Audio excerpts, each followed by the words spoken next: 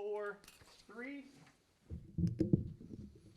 Well, good evening and buenas tardes, and welcome to another special presentations here in the city of Moreno Valley, here in our council chamber. We want to first thank you again for joining us this evening. Everybody watching at home, thank you for tuning in as well. And for tonight's special presentations, we had, we have two that were scheduled, but the first one, the family came down with a little bit of an illness, so they unfortunately won't be able to make it here to join us today. But the first presentation was to recognize Mr. Anthony Silvas and his family for the accomplishments that he has made recently in getting drafted to go play for, I believe it's the Twins. So he went from local high school here, and now he's going to go to the pros. So we wanted to congratulate him, and if you're watching at home, congratulations to you and your family, and we'll make sure to get you your certificates of recognition as well, and we wish you all the best as you go on to your professional career. Definitely make the city proud. And with that, we'll go ahead and move into our second presentation of the evening, a very exciting one that should make all of us happy here today. And just a little bit of background here to share some context as to what we're recognizing and who we're recognizing today. So being memorable in the world is definitely difficult as it is, and trying to get access to resources as well. However, being a stalwart of great ideas and even better implementation is what really counts, right? Just that persistence, that consistency, and seeking those resources and access to help so that you can bring your ideas to fruition. And some of those ideas maybe start small and they're just a concept, but with the right help, motivation, and most importantly, the right people around you, anything can be accomplished. And one of those ideas that was born right here in Moreno Valley is Laundry to Landscaping. And that was founded and is operated by a father-daughter duo. It's Andrea and Miguel Cuellar, who are here. I'll call you up in just a moment. And the business, Laundry to Landscaping, is an original startup that builds custom systems converting laundry gray water into irrigation water that can be utilized for landscapes and yards. Andrea and Miguel are a father-daughter duo that have a very bright future, and I'm honored to have them join us here tonight. So at this time, Andrea and Miguel, if you would please join me here at the mic, and if we could give them a big Moreno Valley welcome.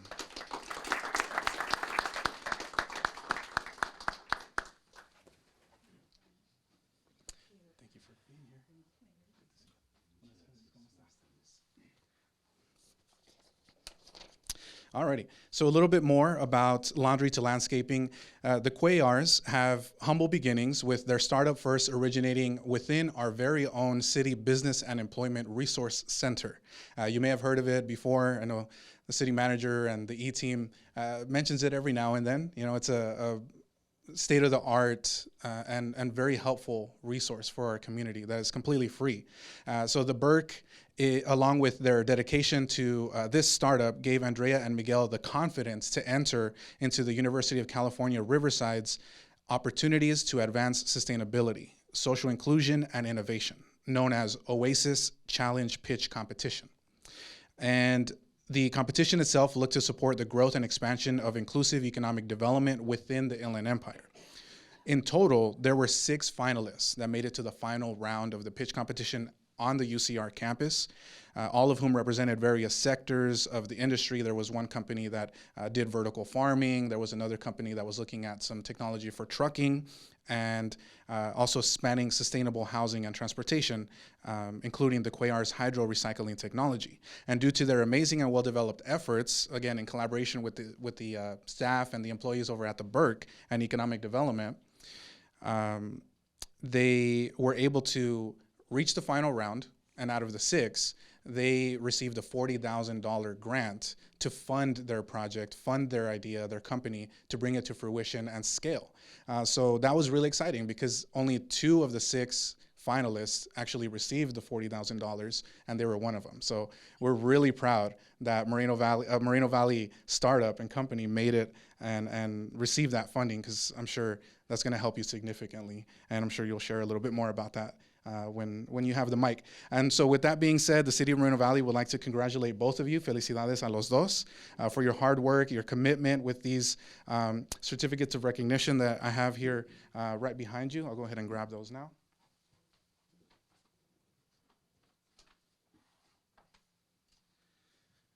So first off, we have the certificate for Andrea Cuellar for your work and your dedication and your future success with Laundry to Landscaping. Congratulations. And also for her father, who may share some words as well, but a lot of experience here, a lot of knowledge and wisdom. Electrical engineer, right? Electrical engineer. I mean, amazing, amazing family. So also for you, Miguel Cuellar, a certificate of recognition on behalf of the city of Moreno Valley.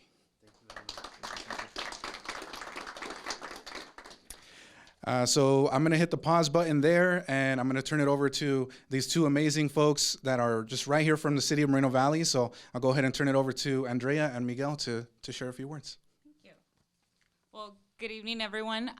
Thank you so much for allowing us to be here and for providing us with this recognition. As I mentioned in my thank you email, us starting this challenge wouldn't have been possible without the help of the Moreno Valley City, workforce development, business development. As before anybody believed in this project, you guys did, and that includes myself, in the sense that my dad looked for somebody to kind of guide him to get his business started. And that's when they connected him with Carla, who eventually connected him with different resources.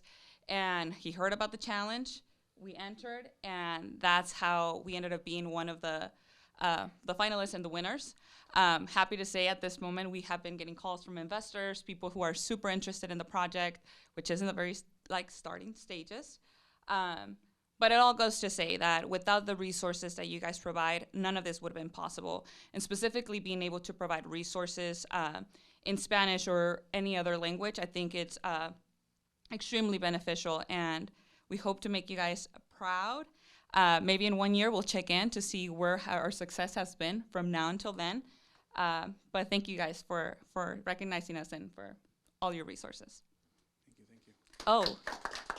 Oh, special shout out, I do have to say it, to Cruz, Keith, Stephanie, Carla, Mayor Elises, and your family for being there to support us. It really meant a lot. Absolutely.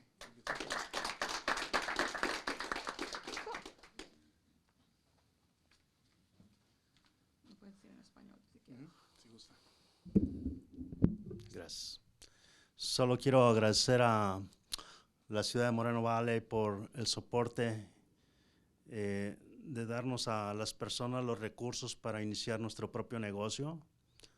Que sin ellos, pues, la situación sería muy difícil para nosotros, que carecemos de muchas cosas, y ponernos con las personas correctas para salir adelante. Se los agradezco mucho. Gracias. Well, thank you so much once again to the Cuellar family, Andrea and Miguel. You know, it's just always exciting because the E-team, again, starting from Mike, who was a former economic development director, all the way down, the entire economic development team, everybody at the Burke that works hard to provide those resources every single day, and, you know, have these new partnerships with UC Riverside and Go Highlanders, and, you know, the SBA and so on and so forth. So we look forward to seeing more startups like yours. Ojalá hay más compañías como las de ustedes que puedan también salir adelante, and definitely are excited about that as well. So without further ado, we could maybe take some pictures, and I want to invite my colleagues on the council as well. If you'd like to come down, we could take a nice big picture, and then I know you have family here, maybe you could take a family picture as well. So once again, can we give it up for Laundry to Landscaping?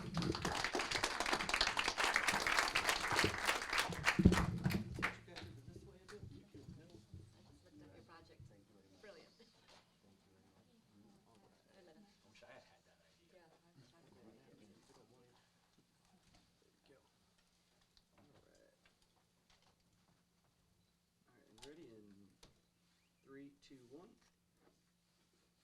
Wonderful. And can we go with the family? Yeah, sure. You guys don't mind. Ready? 1, 2, and 3. Boom, boom.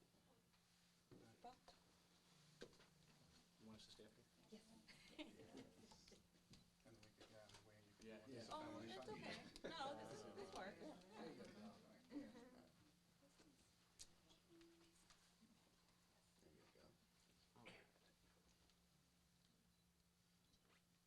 And 3, 2, 1.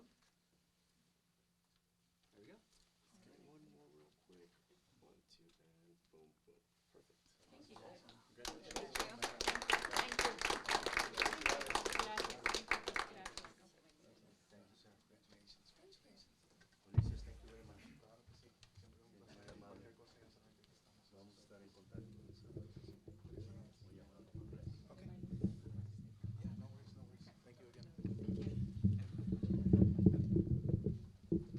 Alrighty, and one more time for Laundry to Landscaping. And that will conclude our special presentations for this evening. And in about 15 minutes or so, we will be back for our regular city council meeting. So we'll see you in just about 15 minutes. Thank you.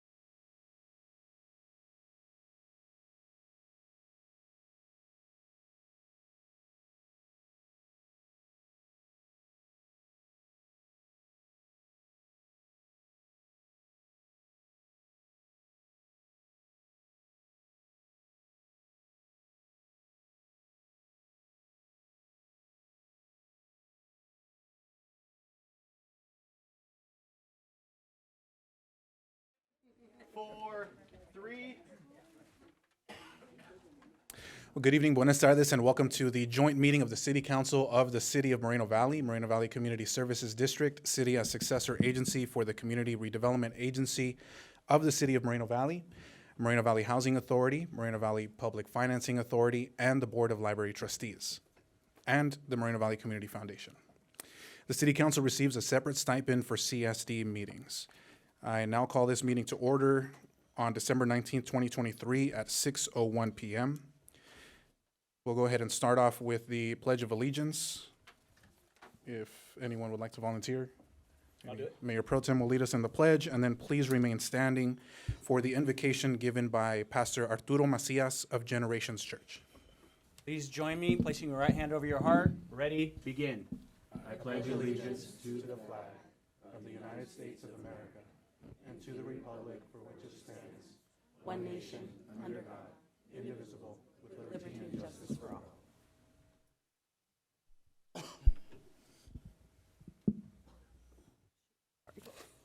Good evening, Pastor.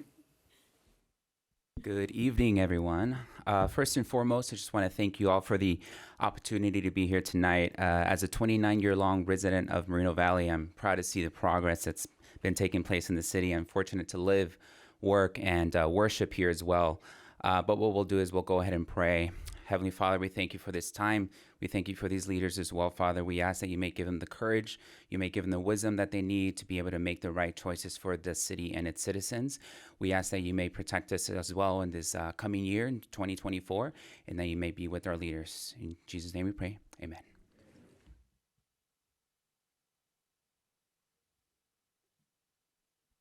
Thank you once again to Pastor Arturo Macias from Generations Church. Thank you for being here. So with that, we'll go ahead and turn now to our city clerk for a roll call, please. Thank you, Mayor. Councilmember Baca Santa Cruz. Here. Councilmember Marcus. Here. Councilmember Bernard. Here. Mayor Pro Tem Delgado. Here, ma'am. And Mayor Cabrera. Here. Thank you, Madam Clerk. That leads us next to staff introductions, please. Jane Halstead, City Clerk. Patty Rodriguez, Senior Deputy City Clerk. Stephen Quintanilla, City Attorney. Mike Lee, City Manager. Ryan Mohan, Assistant City Manager, Administration. Michael Lloyd, Assistant City Manager for Development. Sean Kelleher, Community Development Director. Lana Jimenez, Chief Financial Officer, City Treasurer. Melissa Walker, Director of Public Works. Patty Wheat, Parks and Community Services, Admin and Financial Services Division Manager. Robert Cardenas, Human Resources Director. Cruz Esparza, Economic Development and Housing Director. Ken Reichel, Chief of Police. And Jesse Park, Fire Chief. Perfect. It's always a pleasure to be here with you, staff, for our last council meeting of the calendar year. Please be advised that the city is currently offering Spanish translation services. If anyone is interested in this service, please let the city clerk know. La ciudad actualmente ofrece servicios de traducción al español. Si alguien está interesado, por favor, nos avisan. Before we move on to public comments, I want to remind everyone to direct their comments to the City Council. Public comments on any subject not on the agenda under the jurisdiction of the City Council. For comments on items on tonight's agenda, each speaker will have a total of 3 minutes to comment. Madam Clerk, do we have any requests to speak on non-agenda items? Yes, we do. So far, we have 5 requests. The first 3 are Aileen Flores, followed by Russ Schaefer, followed by Seth Cox.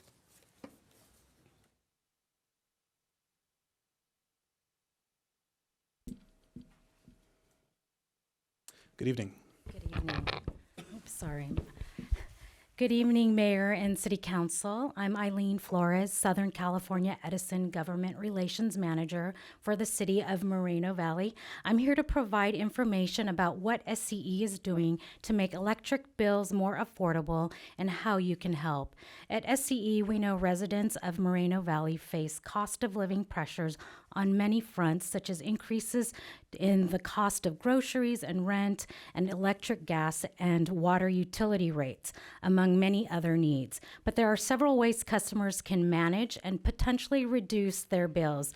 And you can help as well by becoming affordability champions by promoting SCE programs that can significantly reduce customer bills and supporting legislation to remove state-mandated fees unrelated to the delivery of electricity to homes and businesses. Moreno Valley customers can take action and sign up for SCE assistance programs. We have many programs to help customers manage their bills, but customers must act and sign up. These programs include income discounted rates, one-time bill assistance, energy savings assistance, and medical baseline allowance. To find out more, customers can go to sce.com/find support. Customers can also save energy and money when they enroll in SCE's demand response programs. More information about these programs can also be found on our website. We also ask the city and council to help us promote our CARE and FARA programs. Low-income residential customers enrolled in the California Alternate Rates for Energy Care and Family Electric Rate Assistance, also known as CARE and FARA, receive discounted rates on their monthly bills. The discounts are up to 30% for CARE and up to 18 for FARA.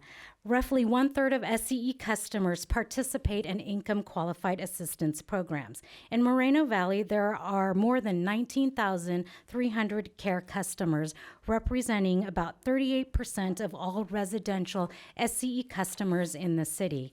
On average, Moreno Valley CARE customers saved about $61 on their monthly bill. As I mentioned earlier, the challenge with these programs is that customers must enroll. While we promote these programs in various ways, there are still many who are eligible who have not signed up, and that's where we ask your help. We look forward to working with the city to help promote these programs within your community and also with staff. I will send more information on these programs so that you can share it with your community. Thank you. Thank you very much. The next 3 speakers are Russ Schaefer, Seth Cox, followed by Darrell Terrell. Merry Christmas, Happy New Year. Yeah, I just want to bring up last meeting, I think it was, when the Bleckers said that you guys need to start putting stuff more in Edgemont area, and I believe that. You guys need to put, if there's any projects coming up, sway them that way. They need it over there. I mean, my grandson, he's just starting out here, and he's going over there, an appointment for one of the apartment complexes. I don't believe which one it was. I don't know. But he told me the homeless people are coming up to him, gang little cliques coming up to him, and he's just starting out. He wants to get into an apartment for himself, but he just turned around and said, "Oh, no way." So if we can beautify that area right there, that'd be great for the city of Moreno Valley. And then also I want to address, you know, some of the staff members that make pot shots at the residents here. You know, that's very disrespectful and inappropriate. So you guys need to think about that too. We're people too here. So thank you very much. Happy New Year. The next three speakers are Seth Cox, Daryl Terrell, followed by David Zeitz.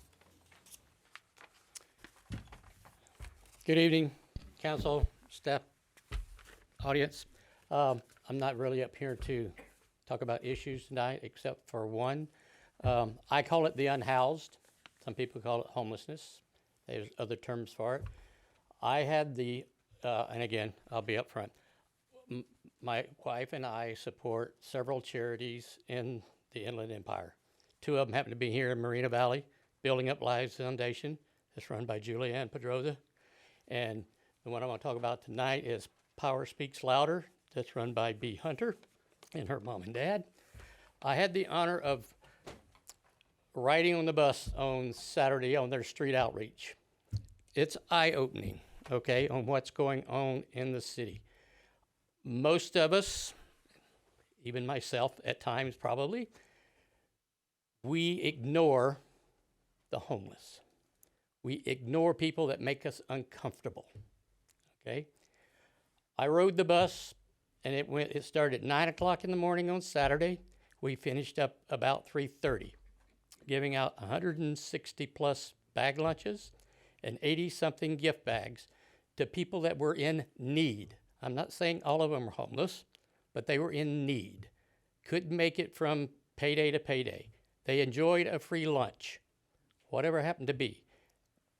They don't discriminate. If someone needs a lunch, wants a lunch, they get a lunch. But what I would like to talk to you about is, again, the Mayor Pro Tem came out to the Thursday event, which is the community outreach, where we serve about the same amount of lunches in the parking lot of the mall. Thank you, mall, for letting us do it, if you hear me. Happens every second and fourth Thursday of the month. The street outreach is every second and fourth Saturday of the month. It's a full-time job for Bea and her team. I would like to challenge the council and the city, if you're going to spend, I don't know, $55,000, $100,000 for a beautiful parks plan that I agree with, I'm not banging hard, why can't we have meetings and spend some money to even bring in experts to talk about how we can assist the homeless? We cannot solve the homeless problem. There will always be homeless people, but there are unhoused people. There are people living in their vehicles from the east end of town to the west end of town. Half of you don't know that, okay? It is not an 8 to 5 job Monday through Friday. I'm gonna run out of time, but this weekend we found a young single mom with a 2-year-old that had no shelter for the weekend and nobody to call because nobody's open on the weekend, okay? The city needs to do something. Thank you, sir. Thank you.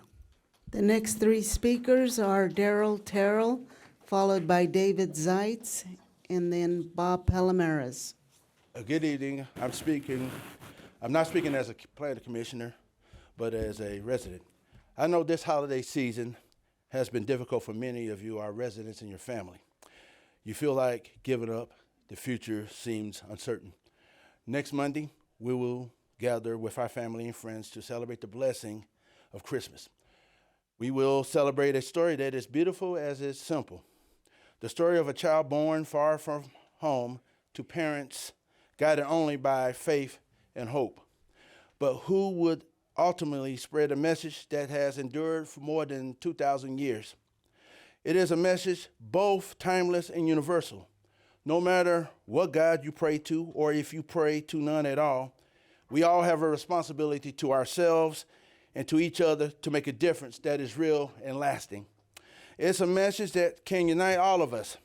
It's a message that we have to reach out to each other, to forgive each other, to let the light of our good deeds shine for all, to care for the sick and the hungry and the downtrodden, and of course, to love one another, even our enemies, and treat one another the way we would like to be treated ourselves.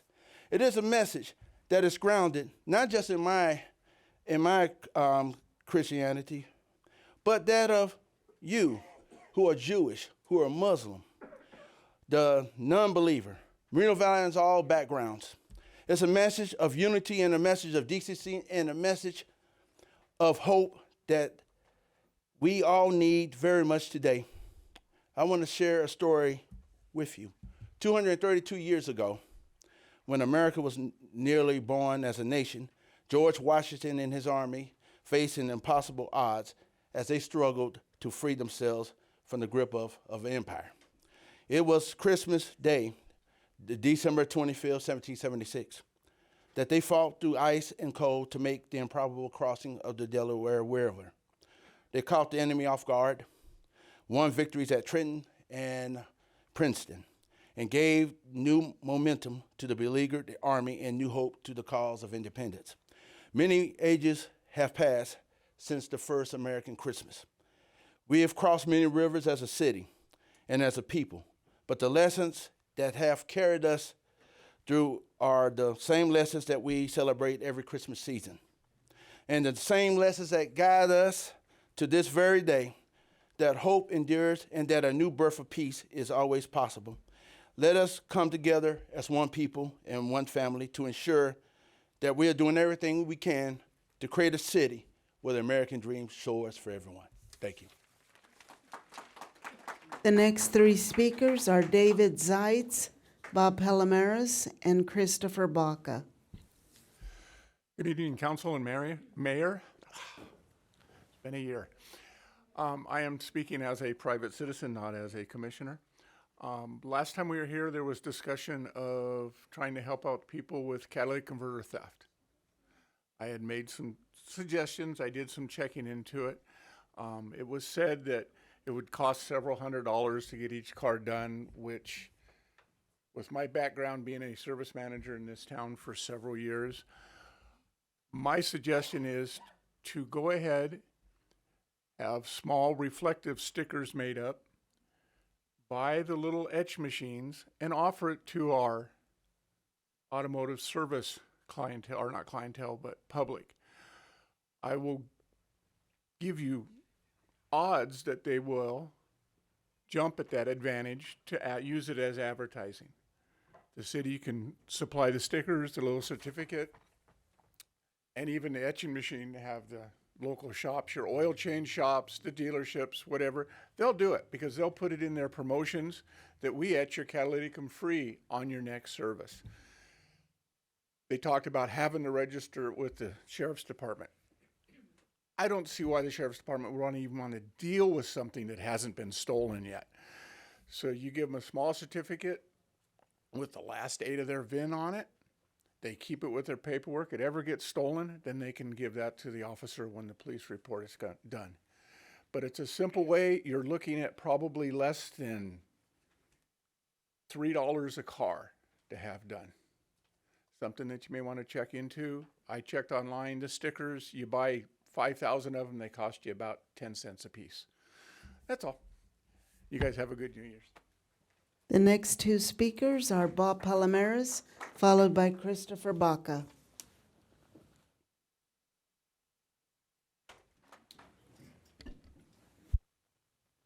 Good evening, Council. Chiefs, always the best. You guys been doing a tremendous job, Chief. I've seen all the videos on all them happy faces on the kids. And you don't just do it on Christmas, or you do it all year long. I know that. So thank you. What I wanted to talk about was that December 5th closing comments. In the past, I've seen one of the council members, 3rd District, get up and leave towards the end of the council meeting, closing comments. And that's fine, maybe you don't feel good, but at the December 5th one, Elena Baca Santa Cruz got up and left towards the end.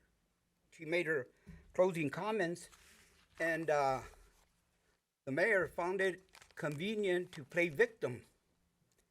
He says, well, she left, she didn't say why, or And she doesn't have to say why she's leaving. You know, you're right. But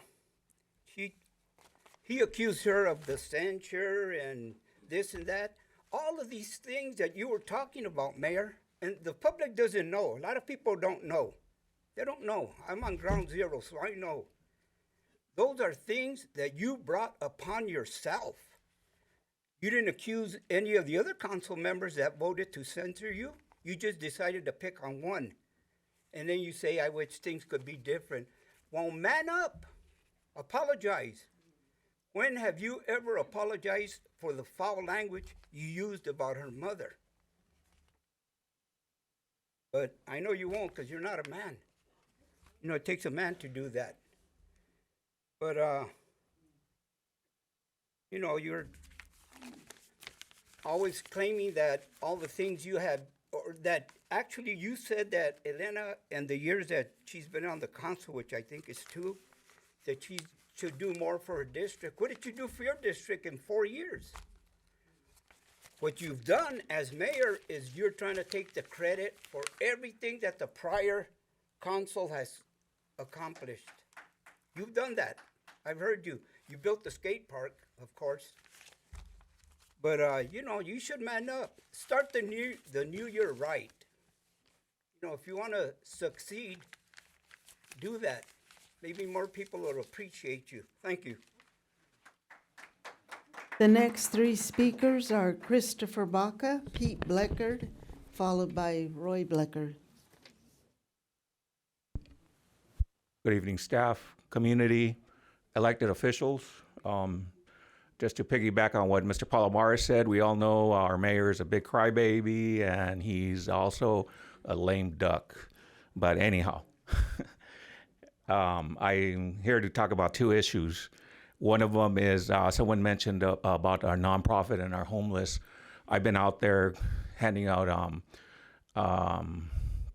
raincoats and tarps for some of these people, and it's amazing and shocking, as I said before, that there's so much millions and hundreds of thousands of dollars going in to help the homeless, but we have all those same people in the same situation that, I don't know, I guess it just can't get resolved. But anyhow, they also mentioned Building Up Lives Foundation. I've touched up on some of these non-compliant nonprofits that are getting money.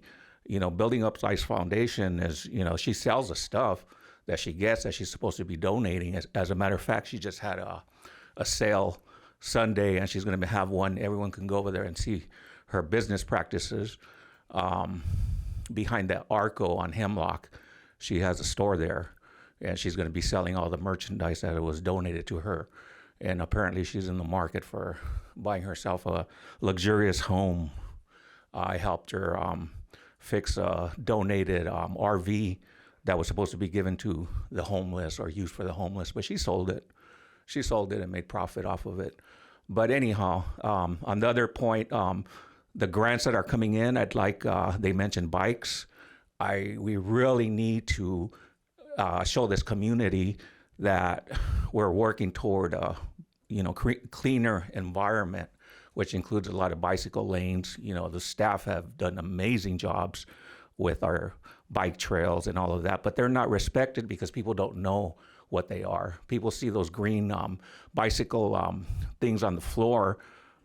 It means absolutely nothing. If you go ride your bike on one of those lanes, people will practically run you over. So we need some information out in the communities, and I'm hoping some of that money that Congressman Takano allocated for Moreno Valley can be used to educate the public and maybe more people will get involved in riding bikes and using bikes for their short trips here and there. It's really important for us to it's also a psychological and a health issues that, you know, for people to get out there and start riding bikes, and, you know, it's helped a lot of people. And I'm hoping we can allocate some of that funding to educate the people on bicycle lanes. Thank you very much. And the last 2 speakers are Pete Bleckard, followed by Roy Bleckard.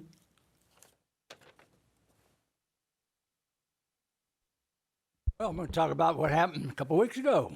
I asked afterwards, I asked some of your staff if the money that all the artists are getting is there free meat where they're contracting and don't have to pay taxes, or what are they doing? And if they're not having to pay any taxes, they're getting living off the city's free money, don't want to pay taxes and all the other things. But I'll talk about the little incident out there in the hall. Yeah, your people, Mayor, your people, when they won the first one, they're the ones that turned around and made faces at me because they won. And I went, oh, well, you won. Then I get out there and I get told all what I am in certain language to tell me to get the hell out of town. Mayor, it's your people. You want me out of town? I'm for sale. I got stuff to sell, and it ain't cheap. But if you want me out of here, get the goddamn money. Because that's all you talk about is the goddamn money. So I'm tired of it. Now, you knew, and everybody else out there, the city does not own one piece of property in the real Edgemont, the Red Line Edgemont. So when you knew that, and you had somebody, you always say you're supposed to be looking at you, them, whoever it is, I don't know her pronoun, so I'll call her human, and got up there and turned around like this and addressed me down and chewed my ass out because she wanted to talk about it. You knew we didn't have no property there, but we do have two pieces. It's a clump of concrete junk down there in the corner of Alessandro and 395. Now, if you want to put something there, go get a couple of them portable toilets and put them up there on top of that concrete and put your names on them. And then when you have to go, you can deposit your solid exhaust. Because that's about what you think of Edgemont. You don't give a damn. And now I'm talking to you, Dave. You know, I've known you a long time. So let's do something about it. You hate Edgemont as bad as anybody up there. So I don't care. I grew up there. Roy was born there. I don't give a damn. But I'm a little tired of you people up there putting me down and putting Edgemont down. They're part of the city. I don't live in the ranches and everybody else. How many of you people live in houses that weren't even here when we became a city? Yeah. Now talk about that. Y'all living in high dollar ranches, but I don't see any of you ever go over to Edgemont. I took two people over there. Robin Hastings, and she, after I took her through all the alleys, she went, "That's an eye opener." I took another one around there. He only wanted to circle the outside because he wanted to get out of town, so I gave up.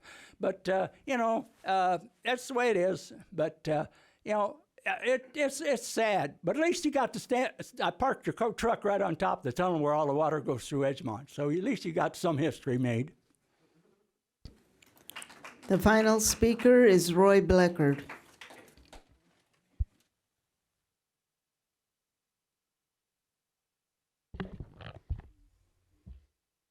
Imagine Darrell Terrell mentioned George Washington. Imagine that. You roll on that, that's the third time it's been threatened in these very halls. Twice me, once to my dad, by either relatives or associates of the mayor, who runs around and screaming about that, oh, all these evil people are out here attacking me, meaning you. Same thing. 7 years plus you've been on that dais. You promised to come in my studio and we'll discuss this stuff. Same with Mr. Marquez. Where's your little video with Fred Prumley? I have it, because I figured what was going to happen to it. I've offered you, every one of you, look at what happened. Did you watch the tape? Did you watch what happened at the Val Verde School Board meeting last week? Made the situation worse. This is why what Pete's talking about. You all want to suppress us talking. Ms. Baca tried. Marla Kirkland at least tried. Everybody else, like I said, you enjoy giving us the middle finger. Sarcasm alert. Again, every one of you staff that's written these reports are taking care of it. Every one of you sitting on the dais. The offer still stands. Come in studio, we'll take it as long as you want to go. And let's have a discussion. Stand up to your word, Mr. Mayor. How many times have you broken it? You want to know why the contention comes on, which shouldn't happen at this time of year? It's precisely of just what happens at every meeting. The bearing of what we all know is going on. What's went on in these very walls and every other wall and every government agency we've got. Sad part of it is, you in the well and you on the dais know a heck of a lot more than all of us because you're sitting on the inside. So with that, Merry Christmas to everybody. Have a Happy New Year. And we'll see you on the flip side of it. The final speaker is Lawrence Johnson, Jr.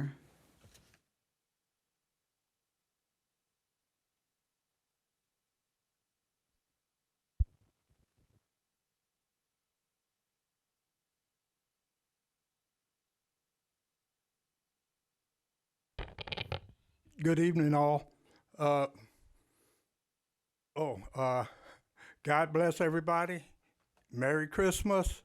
I'm here to speak on a piece of property that my parents, who are both deceased now, own up on 21665 Box Springs Road.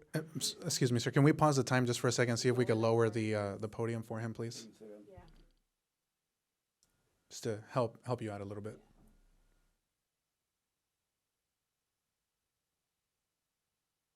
And then if you want to move the mic down, there you go. Okay, thank you. Thank you. Yes, the property on Box Springs Road, 21665 Box Springs Road in Moreno Valley, my parents, who are deceased now, own that property for now 40 years, 30 or 40, and they bought the place brand new. My stepdad was a rocket scientist with Convair in Fullerton, and they sent him to Japan for about 3 years to help the Japanese work research on their rockets. My mother was a retired RN, and she had well over 40 years working as an RN.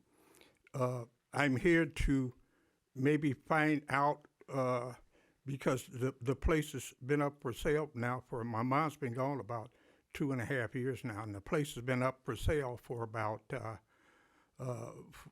within the last 2 years, I think 2 or 3 times for sale. But every time it comes to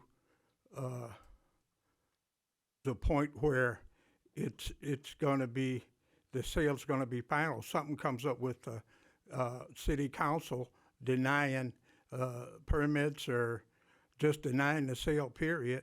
And I'm just wondering what's going on, because it's continually happening. And I'm just here to speak up for the sake of because I think my parents are up there sticking a little fork in me, because normally I'm a low-key guy. But a little history on me: I worked for the city of Riverside for 20 years. I was a solid waste collector over there, and I left there after 20 years, and I started working for Moreno Valley Unified School District as a campus supervisor. So I did 16 years with them. But I can imagine hearing my mom and my stepdad my stepdad was a mathematician consultant. They had to consult with him about the rockets that they were trying to perfect. And he was really a man about the numbers, and he was a man of all seasons. I think he had enough foresight, because that place was there before they even built any of the apartments that are around it now, And I guess he had a good imagination that would be a pretty good piece of property right there for sale. There was only one other house up there when they were there. And matter of fact, the road that this sits on now, it didn't go all the way through to Day Street. So you can imagine how long, and I've got videos of where they're just sitting there before they put the fence up around it, that there's nothing around there, no shopping center, no apartments or nothing. Mr. Johnson, thank you so much. I'm sorry, there's a 3-minute limit for every speaker, but we'll make sure staff will get your contact information so we can reach out to you and figure out what's going on, and we'll follow up with you. Yes, sir. I love your hat, by the way. Merry Christmas. Thank you. Mayor, that concludes all public comments on items not on the agenda. Thank you very much, Madam Clerk, and thank you for all of our public speakers as well. So with that, we'll go ahead and move now to the joint consent calendars, sections A through E. And before I open up the consent calendars for public comment, I asked my fellow council members if there are any items that you wish to remove from the consent calendar for separate action that will be considered after the public hearing items. Please feel free to hit your speaker button. We'll make sure to take care of that as well before we continue. Mayor, once all the council pulls items, I'd like to pull an item also. Understood. And yeah, I don't see any requests right now from the council. So Okay. if you like, I'll turn it over to you. Okay, I'd like to pull items A3, B3, C3, D3, and E3 for corrections. And these are the minutes of the regular meeting of December 5th. We included information that shouldn't have been included, so we'll go back and correct it and submit them for approval by the council, next council meeting. Thank you, Madam Clerk. So would you like us to go ahead and pull it to place it on item G later in the agenda and or is that enough for you? What you could do is approve the consent calendar, except For that item? except those. Mhm. Perfect. Will do. Thank you, Madam Clerk. So next, with that noted, are there any requests to speak for the consent calendar? Yes, we do, Mayor. We got Roy Bleckard and, okay, we've got Roy Bleckard wanting to speak on item A11 and A13. So this is precisely why you should not pass these two items. This is these subsidies on electric cars and people's utility bills and all that, and it sounds great when you roll it up on the deal. These are the measures that are precisely driving California's the highest electricity prices by far in the 57 states, as one of our presidents said. You guys roll this. Pete that was here was on our original utility commission, and he told you to eliminate that utility commission. You can even ask Chris Baca. He attended a lot of the meetings. It's like a lot of these commissions and stuff. They're useless. Their recommendations are squat most of the time. And you guys should have the responsibility of doing them. So I've said that's why you should have 2 study sessions a month, eliminate these public safety committees and everything else. Let's have a complete discussion where every one of you knows what's going on everything. Of course, that might require you doing your job. Prove me wrong. Again, I run the open invitation. We'll discuss this till the cows come home. But of course we won't. You get to the A13 where you're doing the subsidies and this and that. Well, maybe we should file a court case and start challenging some of this stuff. Renewables and stuff. If ever this was all so great,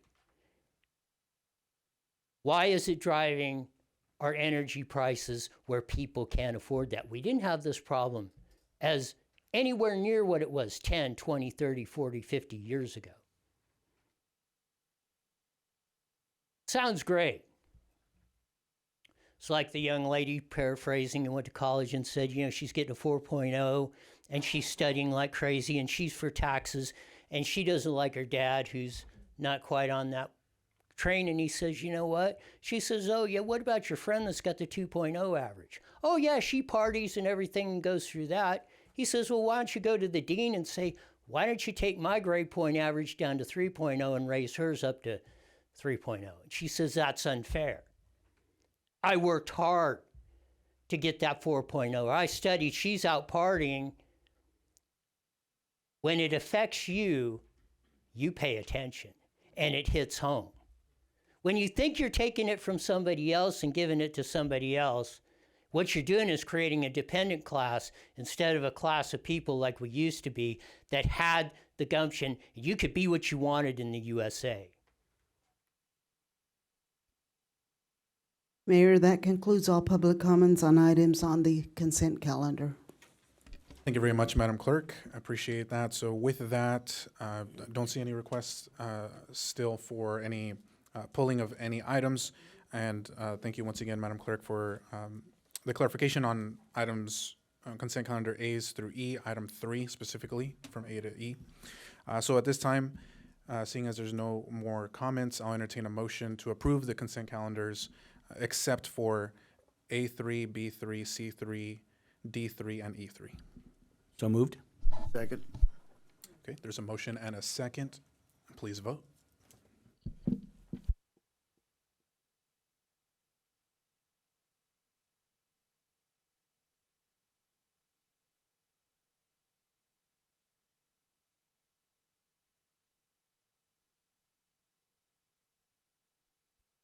And that passes with 5 yeses. So we'll move now to our next item on the agenda, which is F for public hearings. And first off, questions or comments from the public on a public hearing matter are limited to 5 minutes per speaker and must pertain to the item that you requested to speak on. Those wishing to speak should complete and submit a goldenrod speaker slip that is at the table right at the entrance here to the city clerk or the bailiff. And before we move on, I did want to make a motion for, I received a lot of requests from constituents regarding F2. This is the Beyond Market project. Most of those were in regards to just the day that this item is on the agenda, and some folks expressing concerns of being able to be here at the meeting since it's so close to the holidays and people are traveling and things like that. So I just wanted to honor those requests from the community and bring it up to the dais for my colleagues to decide on. But my motion is to continue item F2 to our next regular city council meeting. So effectively, we would not take up the item tonight. It would be brought back at our next meeting in January. So I just wanted to honor that request from our constituents and make that motion and ask for support from the council. So I'm seeking a second on that. Okay, seeing there's no second, that motion does not pass, and we will be hearing the Beyond Market project tonight, this evening. So first of all, we have item F1, which is the Gateway Heights 108 unit condominium project that was continued from December 5th. And we'll start first with a report from Community Development. Good evening, Honorable Mayor and council members. On September 5th, the public hearing for the proposed project was continued to allow the applicant time to address concerns associated with parking, emergency access, and biological resources. The public hearing for this item was again continued to this evening, December 19th. As a reminder, the application before you includes a general plan amendment, a change of zone, conditional use permit, and for a planned unit development, and a tentative track map for 108 units. The project is located on the east side of Morton Road, north of Jennings Court. In order to address the parking concerns expressed, in order to address the parking concerns expressed at the September 5th City Council meeting, the applicant has amended the site plan to provide 20 parallel parking spaces and 33 angled parking spaces on site for a total of 283 spaces, where 243 are required. The locations are identified on the slide in red. With regard to the concerns of emergency access, the applicant has confirmed first responders will have access to open the gate at Porch Road and the 215 freeway and will direct residents to the appropriate evacuation routes. Finally, in compliance with the California Environmental Quality Act and the Western Riverside County Multiple Species Habitat Conservation Plan, the project biologist visited the site and did not find any species status or any special status plants. The proposed planned unit development establishes development standards for the proposed lots and the 108 two-story condominiums, which range in size from 1,400 to 1,602 square feet.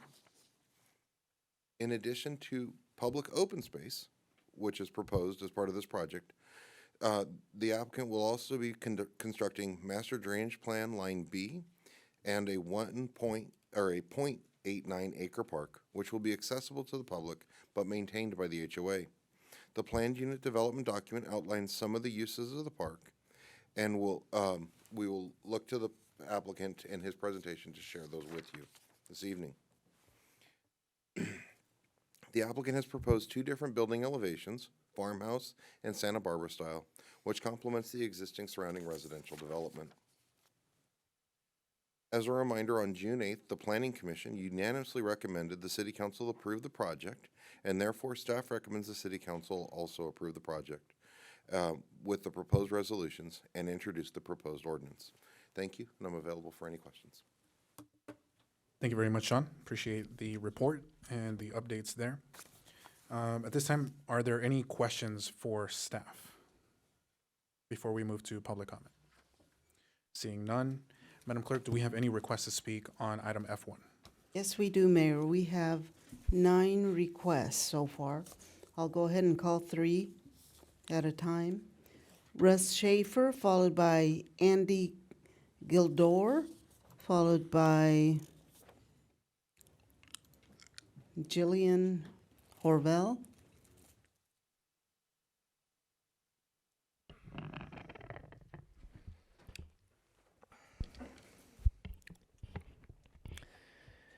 Gateway Project.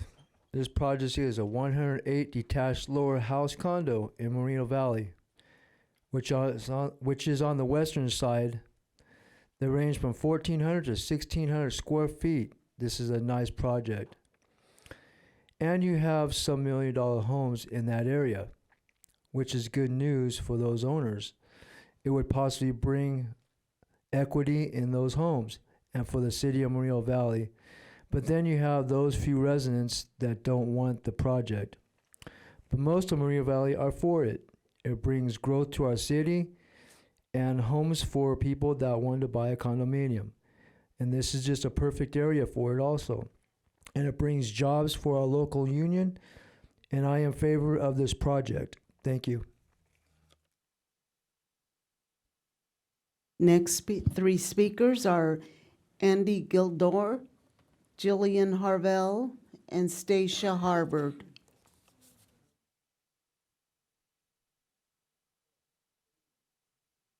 My name is Andy Gildor. I sent every one of you an email. And if you didn't get the email, I have copies here if I may approach. Yeah, we do have copies. If you like, you can leave that with staff as well. Thank you. Thank you. Just to clarify, our concern is the traffic situation, not the traffic situation of the condo itself. When there is an emergency, there are only 2 escape routes because it's a one-way up, one-way down, and that is Morton and Clark. That is it. I do have drone footage of the homeless people on Box Spring and Morton. I do have drone footage if you have time to take a look at it. Excuse me. And then on the park that they're building, I would like to know clarification if there is going to be amenities there, like restroom, trash cans, and all that, because I'd like to know who's going to maintain it, who's going to secure it and police the area, and if there is a restroom, guess who's going to be using it? Is it 24/7? The homeless is just down the street. All right? That gentleman over there spoke about the homeless. There's a lot of homeless around that area. Excuse me. In addition to that, we have to know the traffic report that was given to us a while back. We like to know how old that traffic report is, and there's continuing population being built up in Moreno Valley. So we'd like to get a new traffic report, unbiased traffic report. And also the overflow of parking, 108 units times 2-car garage, and maybe they'll have kids one day, they'll have 4 cars. You multiply all of that together, going down Morton if there's an emergency. I do have pictures, I do have drone footages. I would like you to at least look at it, consider it, take that in account, because this is the future. It will affect not only us, our kids, and our kids' kids down the line. The drone footage, when you look at it, it happens to be a nice clear day. You know why? The school is out. Seneca gets crazy there in the morning, delivering their kids, picking their kids up in the afternoon. It's insane. So could you imagine if there was some emergency at any time? How are you going to get out? They blocked off the other side going to the railroad track. That used to be open. They blocked that off. I think you have to really consider and take a look at that if you live in that area. It's very important. Getting into the 60 freeway is a nightmare. I don't know if you know that. So if you're getting out on Morton or Clark, good luck. Because you could, you go to the one on the bridge there, going westbound, or you take the one on Day Street. You're trapped. You're basically trapped. The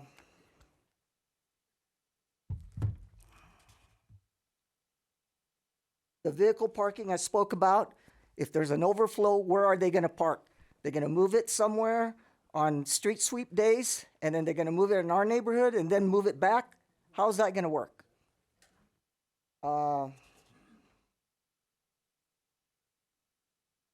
The park hours, is that 24/7? Anybody could get in, no pass, nothing. Can you park there? Can you do whatever you want to do in there? What is it? I just want clarification for that, whoever's in charge of doing this project. Thank you. The next 3 speakers are Jillian Harvell, Stacia Harvard, followed by Stan Fudge.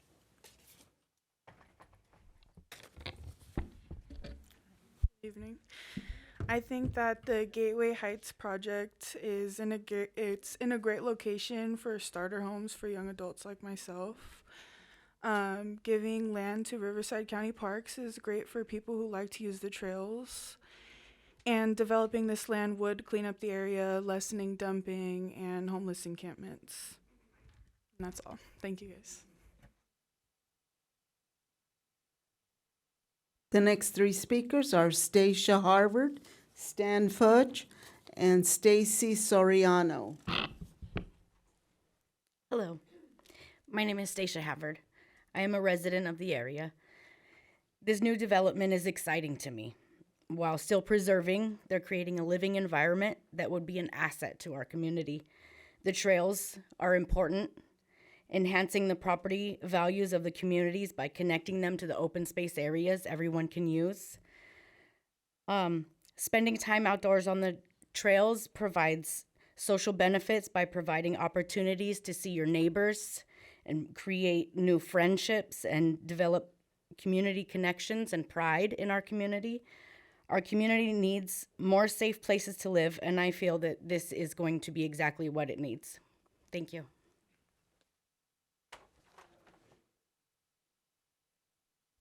The next 3 speakers are Stan Fudge, Stacy Soriano, and Luis Echeverria. Good evening. My name is Stan Fudge. I live in the area, and I am concerned. What's changed? Nothing. Councilman Marquez said, unless there's another access for evacuation, it shouldn't go forward, and I agree. And there is no change.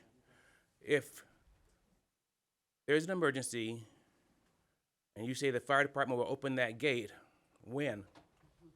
They're involved in an emergency. I was a firefighter for 35 years, the city of Riverside. We don't assign somebody to a gate. And they won't assign anybody to their gate. So the bottom line is evacuation. And that's in a foothill area, a high fire danger area. It's very dangerous. And when an emergency hits, people are going to be scrambling to get out of there, and they're not going to be able to get out of there. And Councilman Marquez said last time, he said he can't go along with this because there's no evacuation point. If this is going to go through, the city and the county need to work together to get that street opened permanently. If it's not open permanently, there's no evacuation. No matter how many times you say, I'm going to do this, I'm going to do that, I'm going to do this, there's only one way out. And he talks about Clark Street being an exit. It's not an exit for that area. You're talking about 108 apartments, plus all the people that are already up there, all trying to get out of a fire zone or a flood zone or whatever the emergency is, and they will go one way. They will go straight down Morton Road, and Morton Road, once it hits Ironwood, is a traffic jam. Depending on what time of day it is, when I go anywhere, I live on Pinionary Place. When I go anywhere, I have to add 15 to 30 minutes to my trip just to get out of the neighborhood. Just to get out of the neighborhood. You got to add at least 15 minutes to 30 minutes to get out of the area. By the time I hit Blaine, it opens up. And going either way. If I'm going towards Palm Springs, the same thing. I have to add 15 to 30 minutes to my ride to get out of the area. The homeless situation, out of control right there. The county sends trucks in every month and they do a cleanup. The next day it's full of people again. Some guy's got a shop down there where he repairs bicycles or something to that effect. And you see abandoned cars down there, and the county comes in, they clean it up. The next day, they're back there again. They will use that park as a dumping zone, and as much as the lady says, it'll bring people together. What will bring people together is people that are loitering, hanging out, and hopefully it's been very safe so far because I know every one of my neighbors, and we watch out for each other. It's been okay so far. No one's broken into my house or stolen anything from my neighbor. Well, I shouldn't say that. They have. They've hit the mailboxes. They've hit the packages and so on. But it's been at a minimum. If that park is allowed to be a place for the homeless, more will come. And the more that come, the more hazardous it's going to be for the neighborhood. It's a nice neighborhood right now. The change of zoning. Don't change the zoning. Let him build houses there. Just build a few houses and sell your house. And have them fit in with the neighborhood. That's all he has to do. He doesn't need to have apartments there. We don't want 108 more houses there, which count. If you take a look at the economy right now, the economy's in such bad shape. People are living with their kids who are in their 20s and 30s. So you're going to have parents, at least one child, maybe 3 or 4 grandchildren. You can add 1 million parking places up there, and it won't be enough. It will not be enough. So I'm against this. I live there. I don't want additional people up there that are going to add to the gridlock. Thank you. The next 3 speakers are Stacy Soriano, followed by Louis Echevarria, followed by Donald Avery. Hello. So I am for the project. I've lived in Moreno Valley off and on for 30 years. Started elementary here, all the way to college here. I actually lived in Box Springs for 10 years. My in-laws live there still. I'm an avid hiker. I love nature. I frequented anything from the other side of the M Mountain to Box Springs, hiking there, taking my dogs. As long as I can remember in my life, I've always had a dog. Through the years, it's gotten worse over there. With the homeless, I've actually myself have reported abandoned vehicles there. I've actually, just witnessed things there that it's made me not want to hike as much as I'd like. I feel like this project can actually help improve it. I do have faith in my city. The patrol there, my cousin actually was on the, he used to be a police officer, so I'm familiar, like, patrol around in that area. And I have faith that I feel like this project could help clean it up, actually, and keep more eyes, eyes in the sky, per se. But anyway, that's it. Thank you. The next three speakers are Louis Echeverrias, Donald Avery, and Bob Palomares. Good evening, Mr. Echeverria. Good evening. Good evening, Council, Mayor. My name is Luis Echeverria. I'm with Final Touch Construction. I own and operate a construction company. I'm also a board member in the Chamber of Commerce for Fontana. That's where my business is currently at.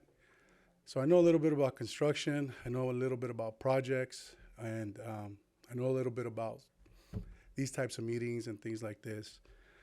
I do just want to inform the people that this project, I think, is going to be in a bad area. I don't think it is in a bad area. I think we've already allocated a certain amount of housing for first-time homeowners, for individuals to buy and be able to rent homes around the city. You guys have a great project when you're going to be converting the Moreno Valley Mall. That's awesome. You got great facilities there. I think this is a different type of neighborhood. It's a second, third, fourth-time homeowner. This is a retirement neighborhood. And what's going to go in there, if you change that to from R2 to R5, sorry, from R2, it's R5 already. You change it to R10, it's going to open up the floodgates. It's going to give everybody, any builder, any opportunity to come in and do whatever they want.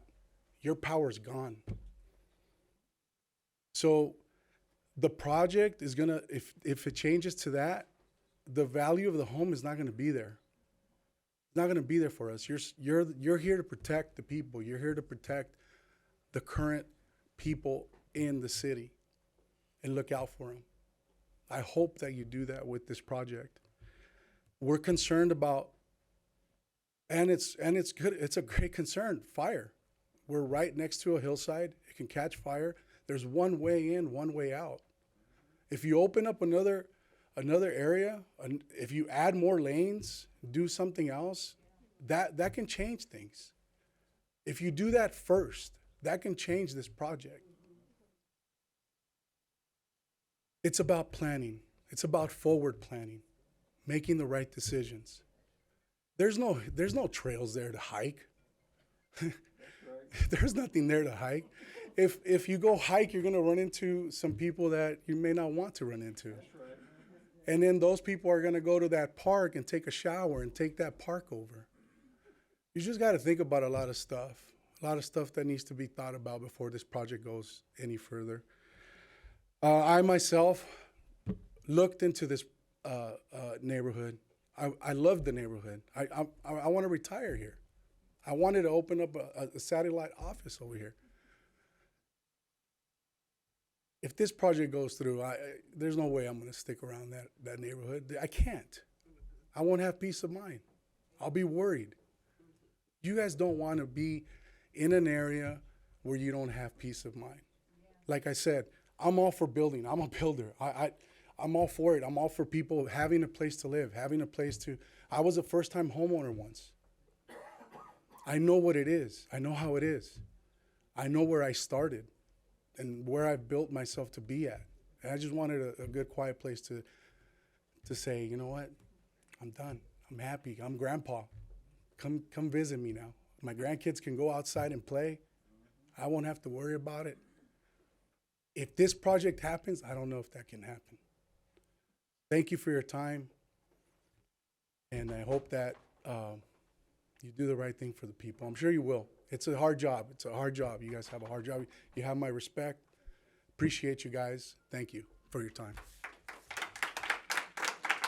The next three speakers are Donald Avery, Bob Palomares, and Shauna Harvell.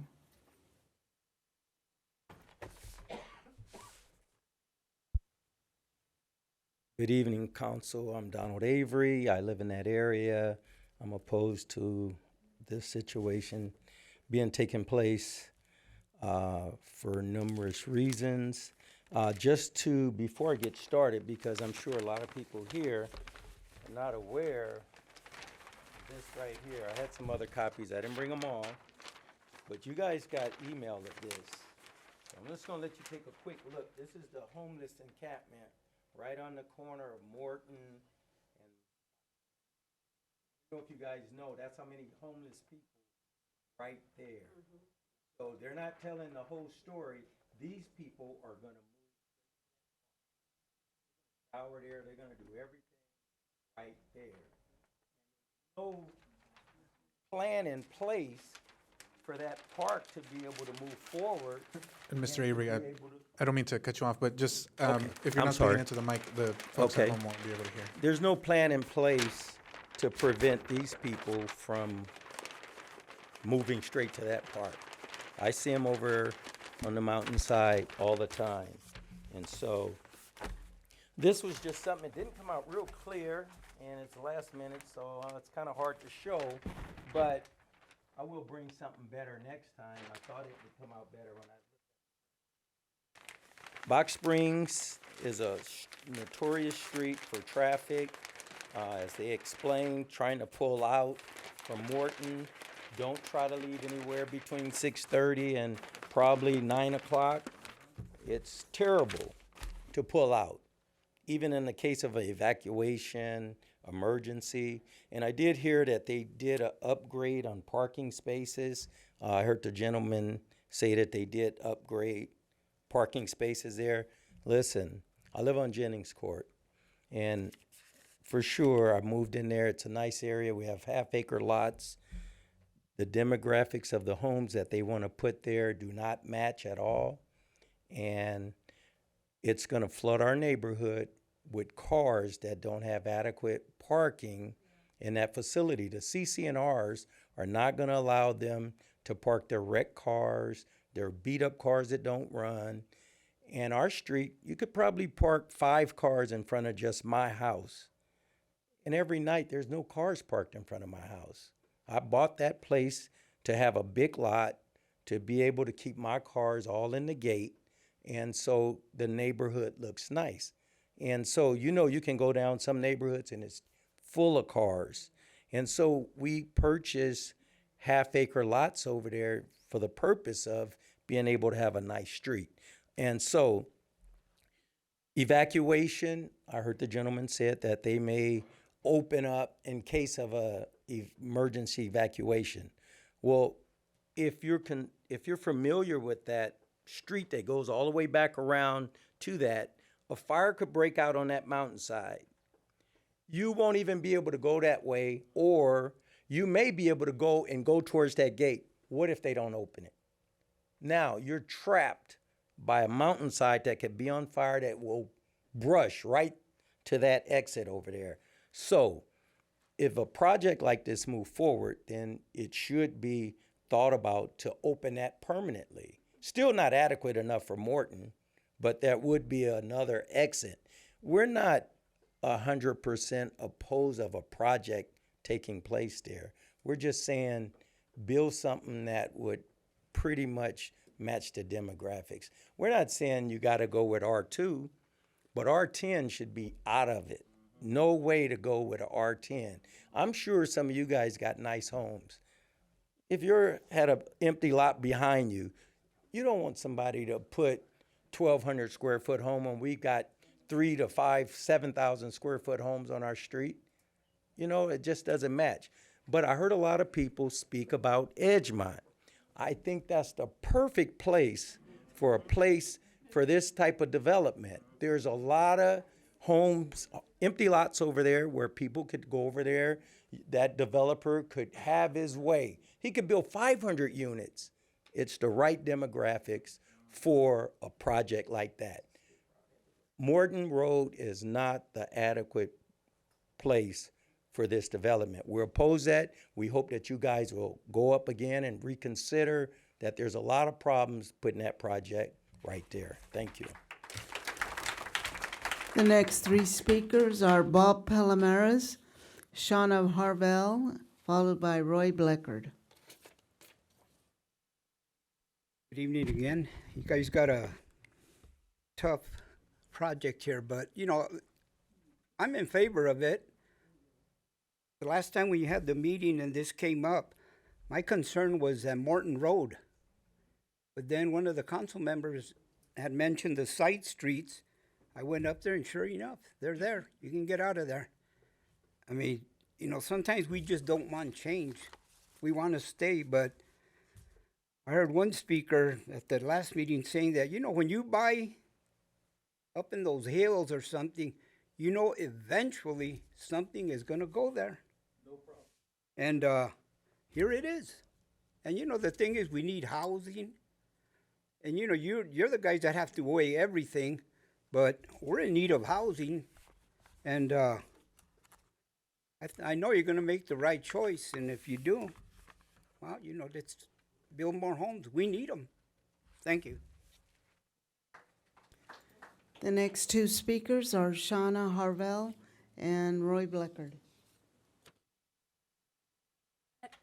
Hi, I'm actually for the project. I know that a lot of people are concerned about it not blending with what's there, but as someone who lives nearby, and then it could be a starter home for my kids, and then my grandkids are close by, I actually like that. So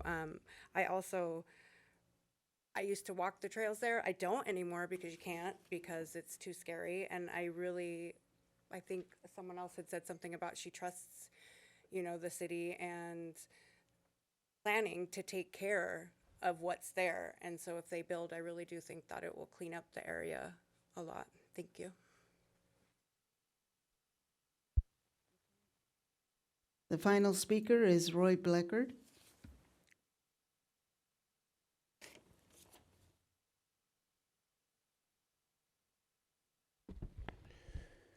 Being a 62-year native of Edgemont, I would just like to remind everybody, if I had a lot of the same outlook as a lot of people have expressed, I would say practically everybody in this room would not live in this town.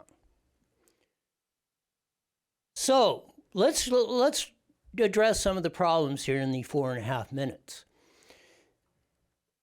Look at what's going to happen in the next 20 years. I bet you most of you don't know this.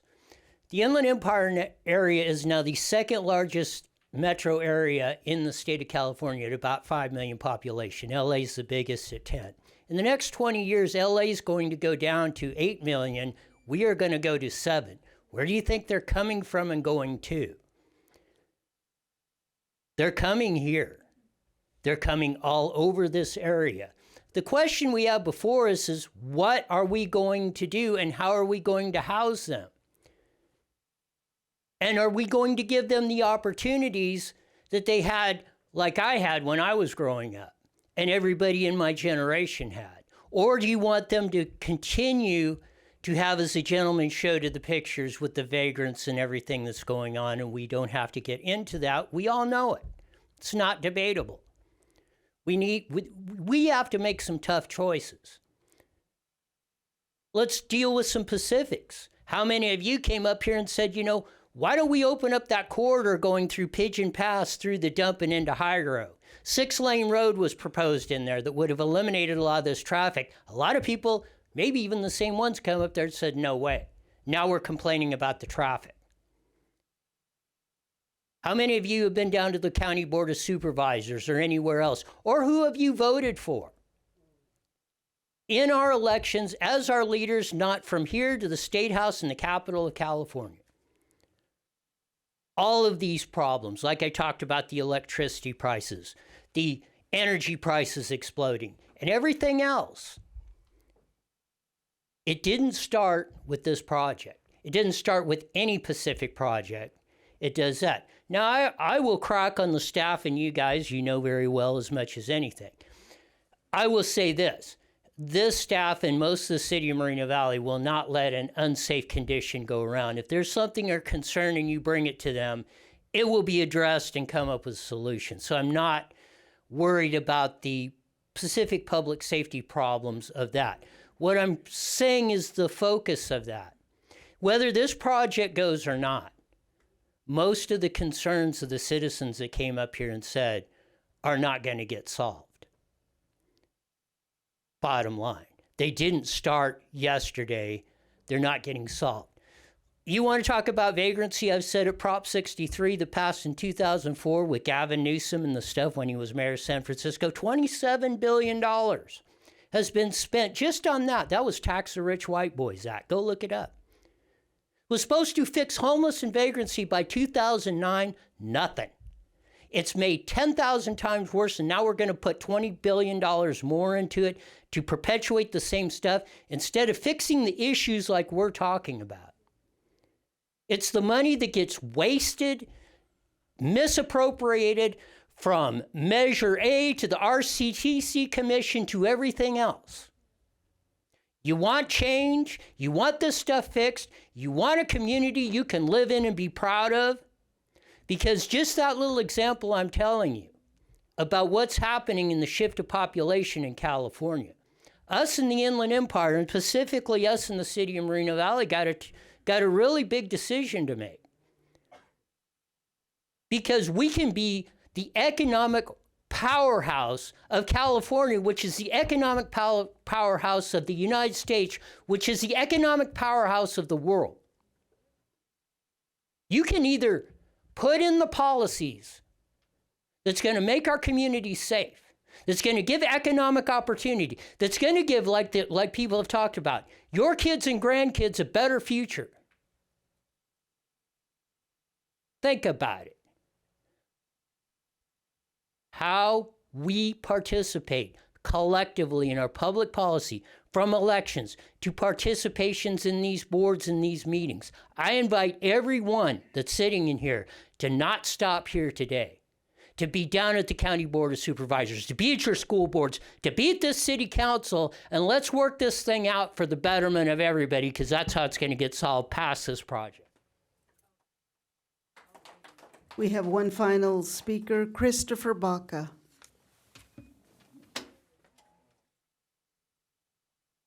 Good evening, staff and community. My comments are my own, and they're not influenced by anybody. I think it goes, this project is a perfect example of the inept leadership that we have in this city, whereas way back, we had a mayor that was looking into incorporating different areas of our city, such as Spring Valley, Wretched Canyon, and the hills east of the city off of Gilman Springs. All of those areas are served by are already served by our city, but yet are not part of our city.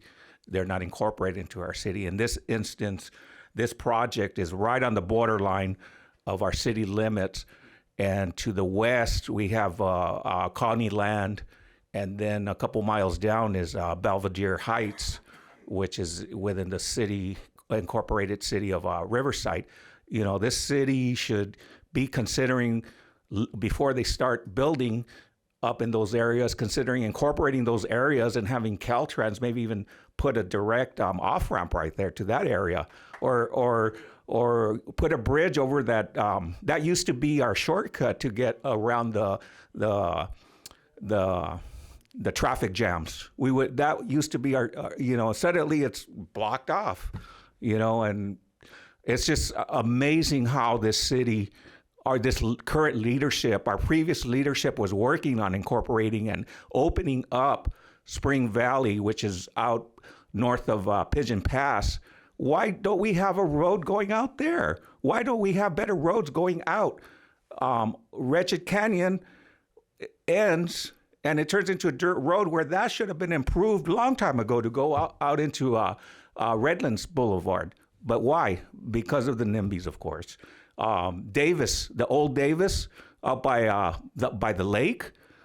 You know, we can get to Nuevo from Theodore Street directly right there. But we have no leadership. You know, our city is gridlocked. We need more access. And, you know, if we had some kind of vision, some kind of plan to incorporate and open up the city so we can get out of this gridlock, it's just going to get worse and worse and worse and worse. I'm not against this project. I just think leadership, we need better leadership. We need more access to get some of these projects going so we can get some of these people moving instead of all this gridlock that is just, it's getting ridiculous. I just refuse to go out during those hours. It's a waste of time. You're just sitting there like a fool, just waiting and waiting and waiting because our city has no leadership. Thank you. Mayor, that concludes public comments. We do have the applicant present, and he would like to give his comments, and that is Jason Ackerman.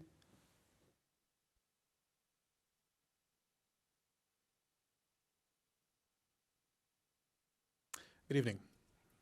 Good evening. Thank you very much. Mayor Pro Tem, council members, thank you very much for your time this evening. I am pleased with all the positive support comments that we received tonight for our project. You also, as you know, have 5 letters of support from immediate neighbors that participated in both the Planning Commission meeting and our voluntary public outreach meetings. So we are pleased by the support that we had.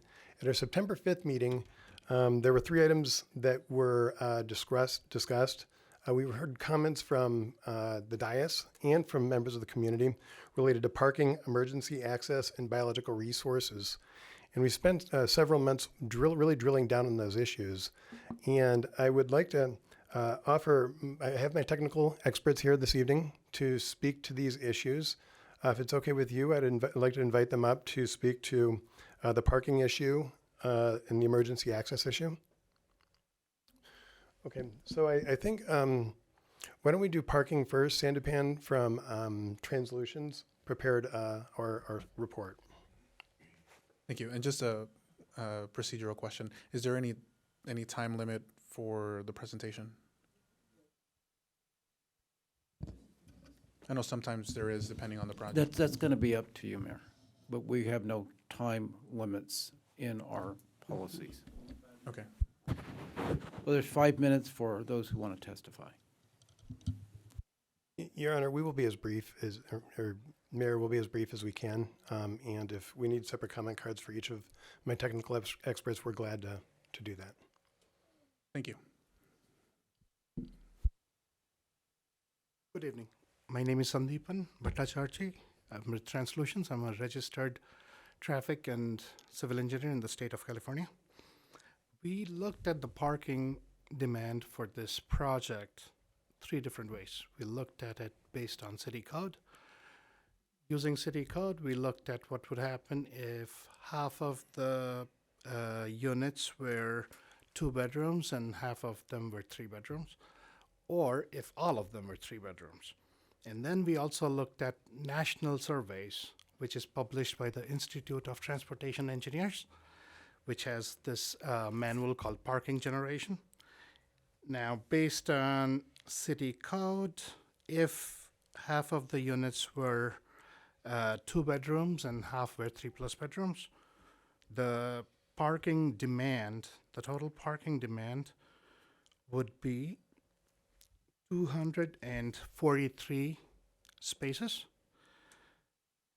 If all of them were 3 bedrooms using city code, the parking demand would be 270 spaces. And based on the national surveys, the highest observed parking demand for a project of this type would be about 220 spaces. So the city code is, it's pretty conservative. It's providing enough parking compared to nationwide surveys and everything. The project provides 283 spaces total, which is more than any of the numbers that we forecast. Thank you. you have any questions, I'm here. Thank you very much. I'll go ahead and turn to the dais here to see if there are any questions from the council before we conclude the public comment portion. And we do have Mayor Pro Tem Delgado. Yes, thank you, Mr. Mayor. For the applicant, Mr. Ackerman, if this project is approved tonight, can we put a condition into that, the overall park to turn it into a dog park, or is that something that that has already been set in stone as far as your park? So as far as the park amenities, that is something that is open for discussion. It was something that we anticipated. If we had the approval now, we would meet with staff to determine what amenities the city needs. If they want a dog park, we would certainly do a dog park, and the project could be conditioned to have a dog park. Okay, thank you. Thank you, Mayor Pro Tem. And are there any other questions from the council? We have Councilmember Bernard. So a few of the residents have raised concerns regarding the planned open space / park, about how often it would be open, if there would be bathrooms there, what the hours would be.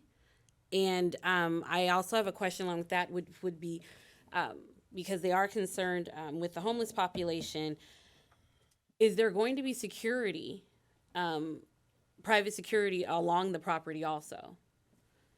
So we have not discussed private security, although it is an option that is available to us. And in discussions with the city, we could definitely hire security to patrol the property.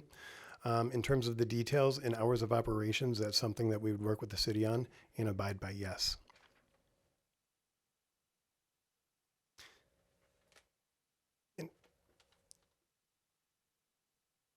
Thank you. Next up, we have Councilmember Baca Santa Cruz. Would that park be a private park, or it would be dedicated to the city, so it would be under the same hours and operations, open and closing, as our regular parks, right?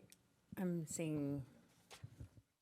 This would actually be a private park. Oh, okay. That So- would give the city access, that we would have access, or our residents would have access to. So they'll be maintaining it? They will be maintaining it, yes. Are there any restrictions on the hours of operation that we've considered to line them up with our other parks? We had not identified anything of that nature, but we definitely could, if there was a desire for a dog park type condition, to put a regulation on it that would be consistent with our hours of operation for our city park facilities. Thank you. That's all. And I do have one question as well regarding, this is actually within the jurisdiction of Riverside County. It's directly adjacent to the proposed project. And as of today, maybe if staff wants to chime in as well, do you by any chance know the status? I think there's a ongoing project that I don't think is final in terms of approval, or it may already have been, but is there any status that you're aware of on that project that's within the county jurisdiction directly adjacent to yours, as far as approvals or any timeline? And the reason I ask is because part of that project would require improvements to Morton, I believe, to open all the way to have a connection up to the freeway. So do you by any chance have any information on that project or any update on that? Absolutely. The specific plan has already been approved, as you know. The applicant is currently meeting with Riverside County to move forward with development of that property. And when that is approved, those improvements will be done. And just to clarify, has that project already been entitled, or is it still going through the plan review process? So the specific plan has already been approved. It is entitled in that respect, and is going through the planning process for the project specifics. Got it. Okay.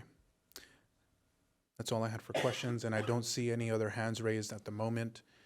So we'll go ahead and conclude the public comment. Thank you again for the presentation. Great. No, thank you very much. Thank you. Mayor, if we could just chime in on one other item before going into deliberation. We did want to clarify that ultimately the gate and the way the gate operates is actually done through dispatch. They're actually able to remotely open that gate, so it wouldn't actually be an officer or a fireman operating that gate. It's actually operated remotely. The chief can go into more detail if that's needed. Thank you for that. Yeah, I think that'll suffice for right now. And we have a technical expert available to you that works specifically on fire-related issues and evacuation, who is available to answer any questions you may have. Sounds good. Thank you very much. Thank you. So before we go into deliberation, we're just going to take a quick 5-minute bathroom break. We'll just go into a recess and we'll be back in about 5 minutes.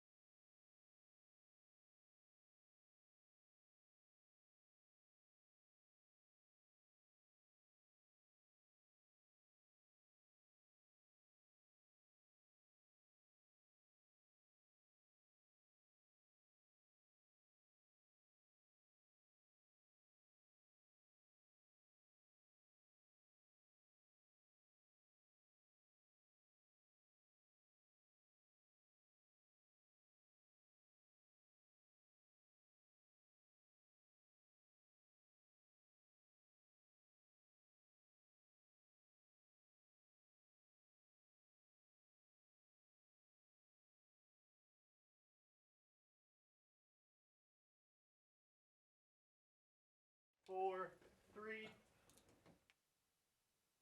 Good evening, and we are back now from our brief recess, and we were just finishing off and had concluded public comment for item F1 on our agenda. We're going to go ahead and move forward with that agenda item.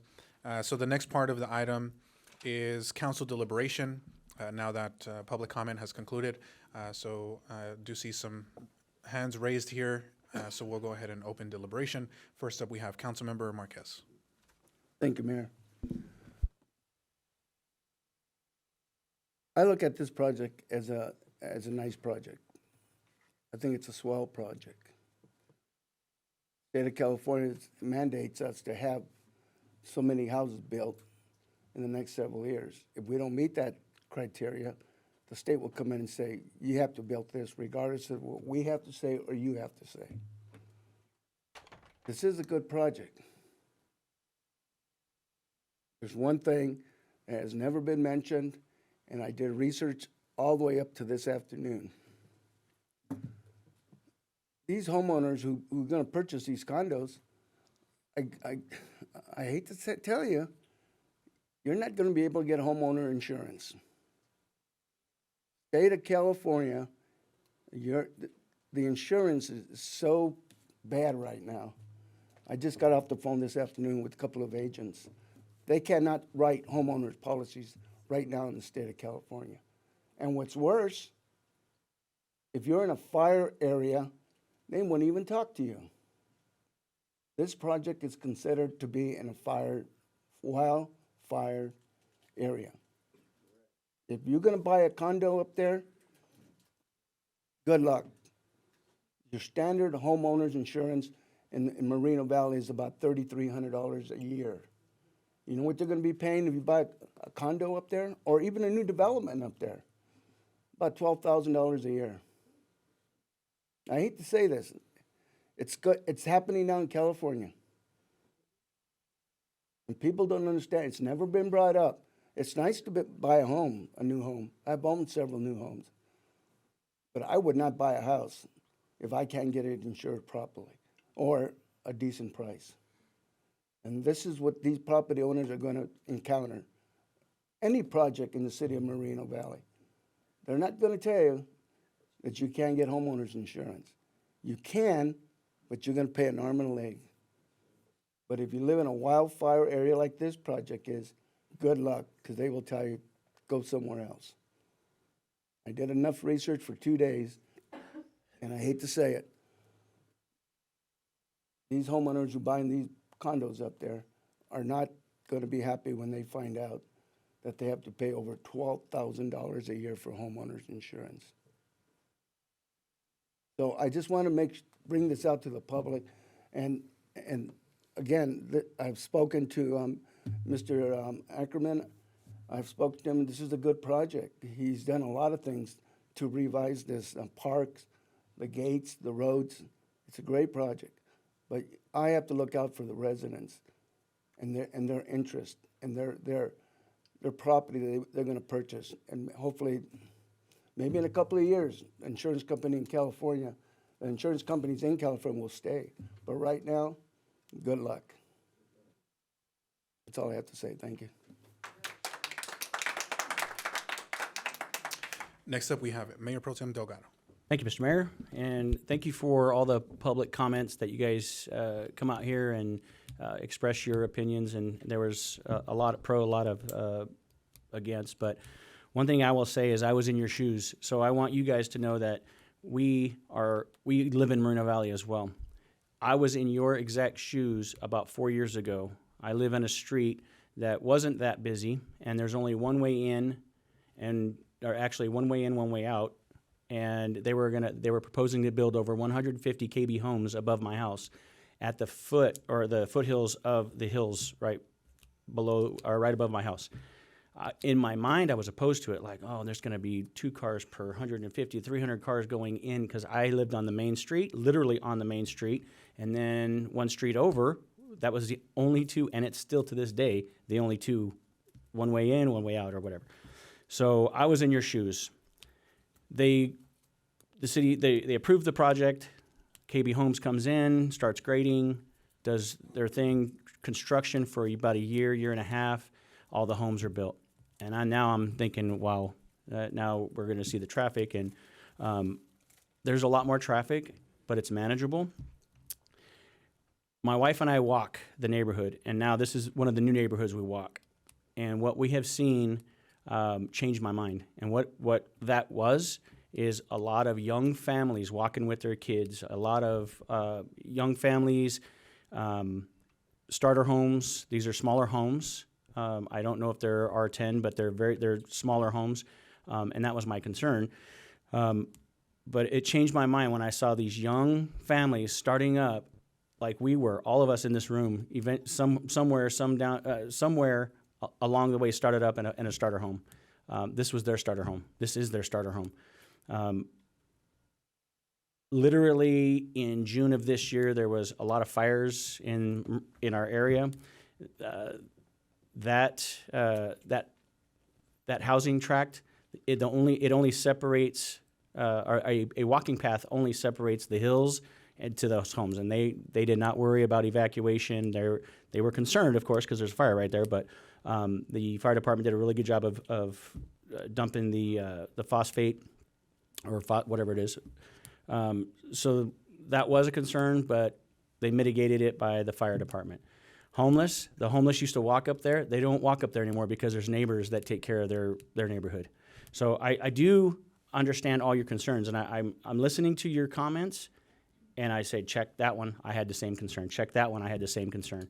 Now these folks are my neighbors, and they're young families raising their kids. Their kids are gonna go to the same school my kids went to.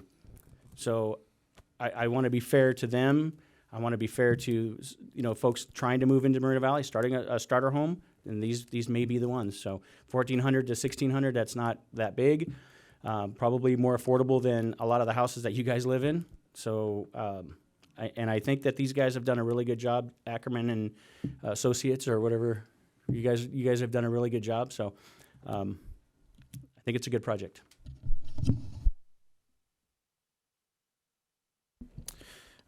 Thank you, Mayor Pro Tem. And are there any further comments or deliberation from the council? If not, I'll share a couple of comments related to the project. So first, also want to thank both the members of the public, residents who came out and expressed your concerns on the project. I know this is now the second time that we're going through this public hearing process, so I appreciate you making the time on this evening.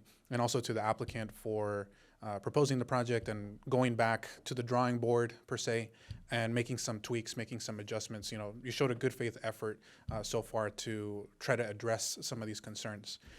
So, I won't repeat what my colleagues have already said, but for me, it is a tough decision, more so because I'm very pro-housing. You look at my voting record, and I think I've voted for almost every project related to housing, whether that's apartments or single-family homes, because just increasing supply, especially here in Moreno Valley, affordable supply of housing is very important. That being said, one of the speakers who lives in that neighborhood as well mentioned about planning, right, and making sure it's done properly. So where I'm going with this is that, to our knowledge, that project directly adjacent that's within the county's jurisdiction is, it's going through the process, but it's not necessarily final yet, right? I think the writing on the wall is it will be eventually, but right now in this moment, it's not final yet. So essentially, I would feel a lot more comfortable supporting the project if those improvements were already made to Morton and it was already connected. I think the street is called Gernert Road. If all of those connections were already there, and then this project was here before us, I think it would be a much easier yes. It's a good project, we need the housing, et cetera, but those improvements aren't there yet. And my fear is that something may come up, some kind of emergency may come up where, again, the access, the ingress, egress becomes an issue, life and death situation. So I'm trying to figure out a middle ground here where we get housing and we address the concerns of our constituents. And just like there was a request made maybe to look at a dog park, and the developer, if you'd like to come up and maybe respond to it, I would feel a lot more comfortable supporting it if there was a condition on your project where you wouldn't go vertical. You could go through the process, pull permits and everything, but not go vertical on construction until those road improvements are done and installed. It gives us a little bit more time, again, just to mitigate, I think, all the issues that everybody has. So if you're amenable to that, and you know, the market, interest rates, you know about that better than I do, but that's something that I guess I would propose as a condition. It still allows you to move through the process, and whenever it's ready, you can start building. So that's what I've come to in terms of a middle ground, and I hope that we can put that together. So I'll conclude my comments with that, and I'll see if my colleagues have any further comments. So then I have a question, because you've asked if Mr. Ackerman can agree to that. I have a question for the city. Is that a condition that we can now apply to them? And the reason I ask is because this is now changing the game, and like we just. Oh, you want to? Yes. The issue is always going to be about nexus, meaning that if you are going to impose a condition, and in some cases it can be an off-site condition, but there has to be a nexus between that condition and the impact of the project. So basically, the condition is intended to mitigate an impact, a negative impact caused by the project. So that's the analysis we have to go through for you. Does that answer your question? It does, but that also means he doesn't have to agree to it. Correct, yeah, I guess two possibilities. One would be the applicant voluntarily puts in the condition, you know, voluntarily. But I think also the council has the authority, or clarify if Yes, I'm wrong. the applicant can agree to a condition, and we would have the applicant come here and state for the record that the applicant has no objection to the condition. Short of that, we do have to go through this nexus analysis and come up with a written finding, which staff, we will do, if we can establish that nexus. So the written finding has to be in the record in the event the developer tries to back out of it later. Yeah, it needs to be in writing. Okay, well, thank you for that clarification. Appreciate the question, Councilmember. And yes, Mayor Pro Tem? Can I make a motion for this project? Yes, I think anytime. So at this time, I'd like to motion that we approve the project as is, with the condition that the park become a dog park if we can get that condition approved, and then we just move forward. So my motion is to approve this project and with the condition of a dog park. Looking for a second. I'll second that. And before we go for a vote, there is a motion and a second, possibly other motions that may be submitted. But the applicant, again, before we vote, I just want to turn to you and see if maybe you have any additional comments or any responses to some of the questions that we just brought up just now. There's a motion on the floor. City Attorney, due to procedure, does he have to answer the question, or do we address the motion that's on the floor? Oh, you have to address the motion that's on the floor. Okay, so in that case, I'll make an alternate motion to approve the project with two conditions. Number one, making the park a dog park. And number two, not going vertical on construction until the road improvements are made, the connections are made over to the county jurisdiction. Is there a second to the mayor's alternative motion? So it looks like there's no second for that one, so the alternate or substitute motion fails. And we go back to the original motion. So unless there's any further motions or anything, we can go ahead and vote.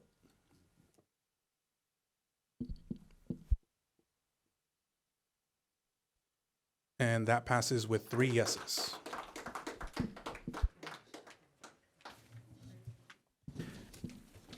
We'll go ahead and move on to the next item on the agenda, which is item F2.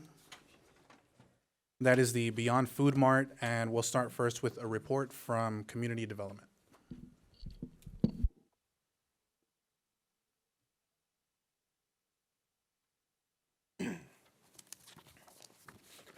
All right. Well, good evening, Honorable Mayor and council members. Once again, the project before you this evening is for the construction and operation of a 7,460 square foot market with an 8-island fueling station, that is 16 fueling positions, 6 vehicle charging stations, and a drive-through car wash.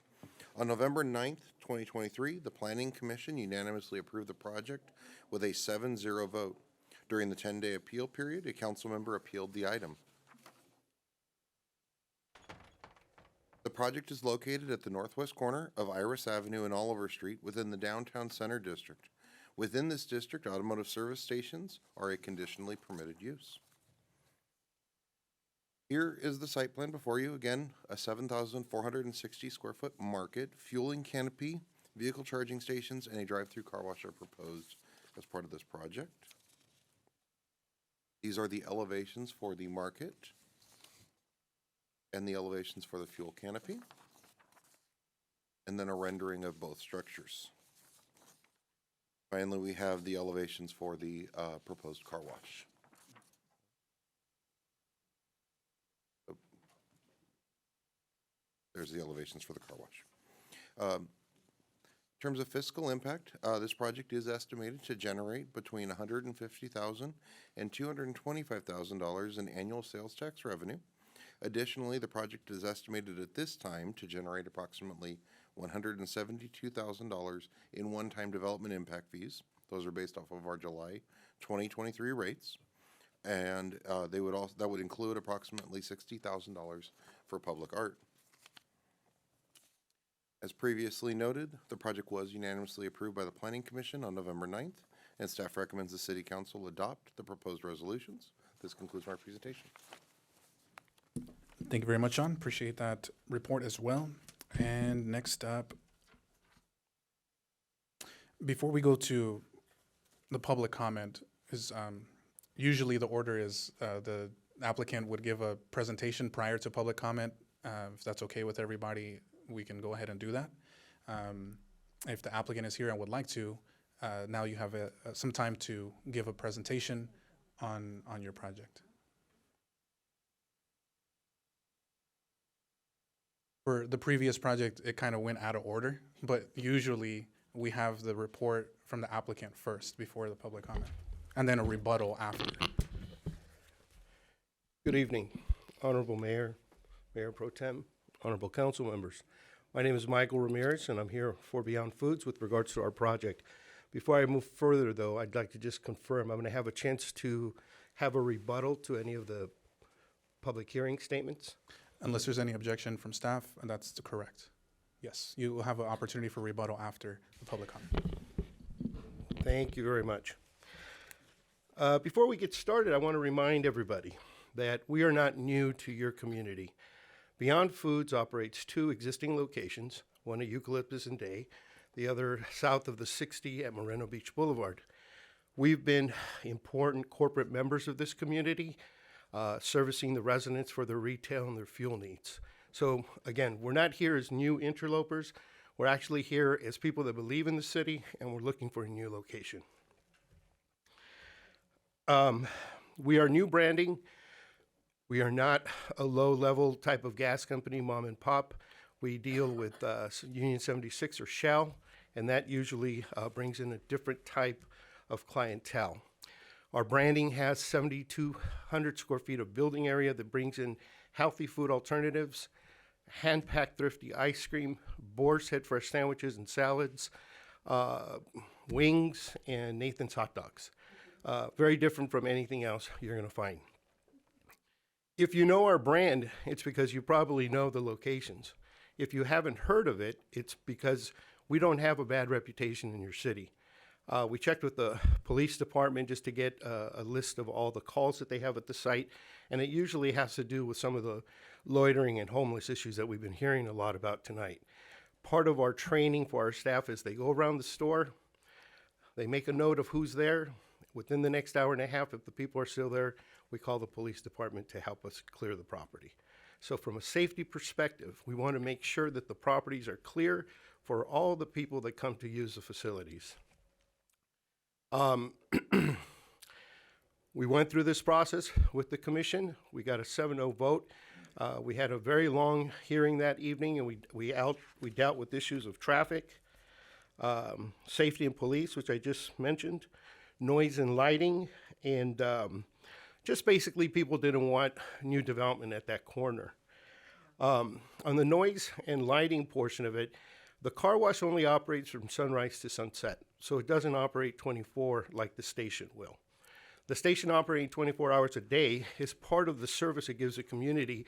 And next to the Kaiser building, that's going to be something that will service them in case, God forbid, we ever have another COVID-19 type of epidemic.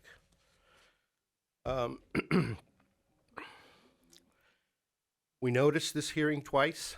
Planning Commission gave it 600 feet. This hearing was noticed for 600 feet.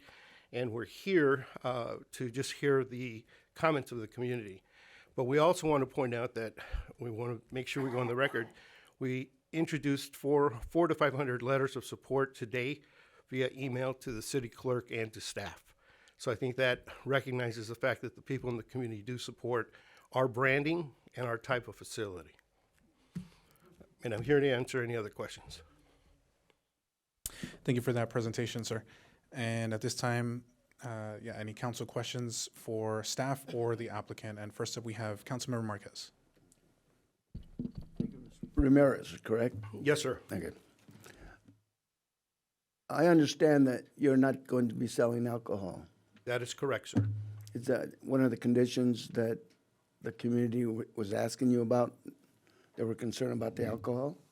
We understand what the history of the location was, and we were told that that would be a very, very important element for the community. So right off the bat, we never even asked for it. Our initial application excluded any mention of an ABC license for the property. What's the percentage of sales on your other two locations for alcohol? Do you know that by any chance? I do not know that offhand.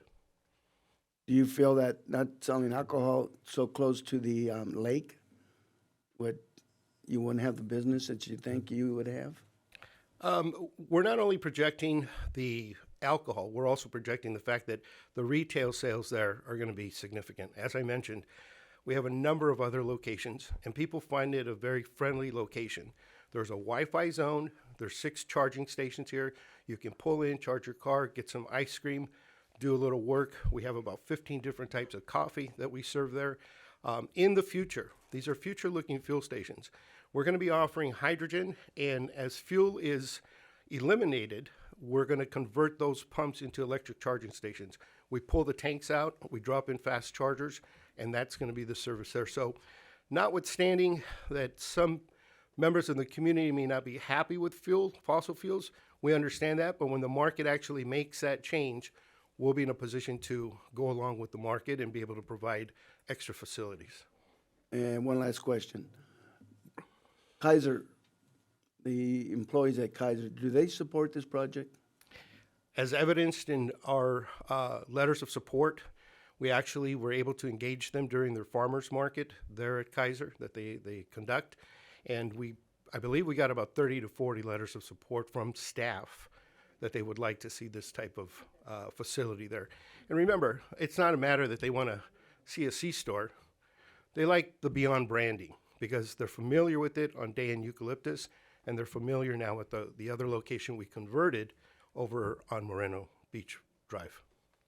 Okay, thank you, Mr. Ramirez. You're welcome. Thank you. Thank you. Are there any further questions for staff or the applicant? I do have just a couple of questions for you. And I do recall same property a few years ago now, similar project coming before the council. So first question is, you already clarified about not selling alcohol. In terms of tobacco or tobacco-related products, is that something that you've explored, or if you have an opinion on maybe prohibiting the sale of tobacco products as well? Tobacco products are held behind the counter, so there's no public access to it. We have those tobacco sales at both of the existing locations now.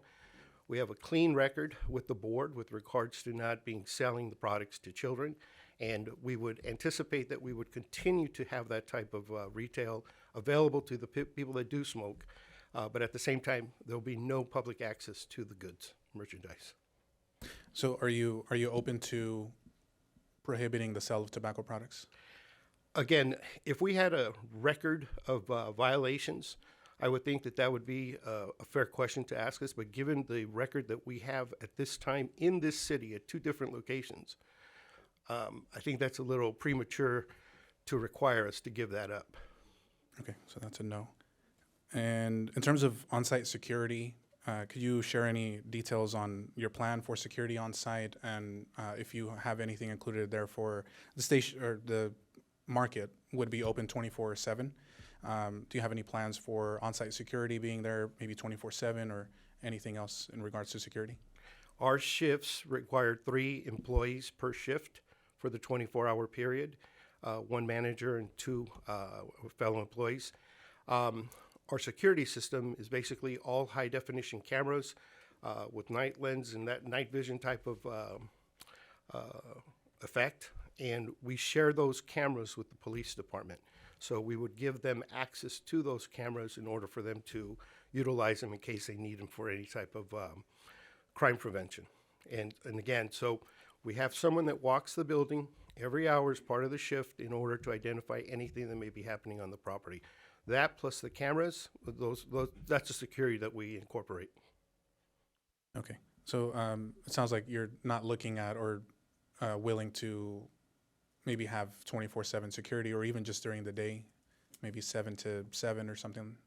If you were to indicate to us that that would be a requirement, we could have that discussion, but I would look for some empirical reason for that. Again, I have the police reports here with me. I can introduce them into evidence, but we have 1 or 2 calls at the other locations a month, and it usually is for loitering. We don't have a lot of cars being in the parking lot, doing things that they're not supposed to be doing. We keep the property clear. We work with the police department to do so. So again, we're not against it, but I would look for a reason that you would be requesting that type of service. Thank you. And last question is in regards to, you briefly were talking about transitioning eventually away from the sale of fossil fuels, gasoline, diesel, and then making it fully, for example, electric vehicle chargers. Do you have a timeline on that? Because one of the things we've talked about and we're seeing is a reduction in the sale of gas and fossil fuels, and that's only going to continue, and I'm sure that's what you calculated as part of your proposal. So do you have any concrete timeline on what year you might start transitioning, or any kind of requirement within your application? I believe the market and legislation will dictate what that timeline is going to be. For us to say it's going to happen at this point in time, we will follow the trend. If legislation comes up as it is, no more cars being sold in California that utilize fuel, that's part of why we're planning to transverse into electrical charging vehicles. Okay. But so the market will dictate what that timeline is. Okay, so there's no exact date or anything like that included, so. Okay, that's all the questions that I had, and unless there are any further questions, we'll go ahead and conclude this part, and we'll move into public comment. Thank you. The first 3 speakers, Mayor, are Russ Schaefer, followed by Gerardo Rios Jr. and Gerardo Rios.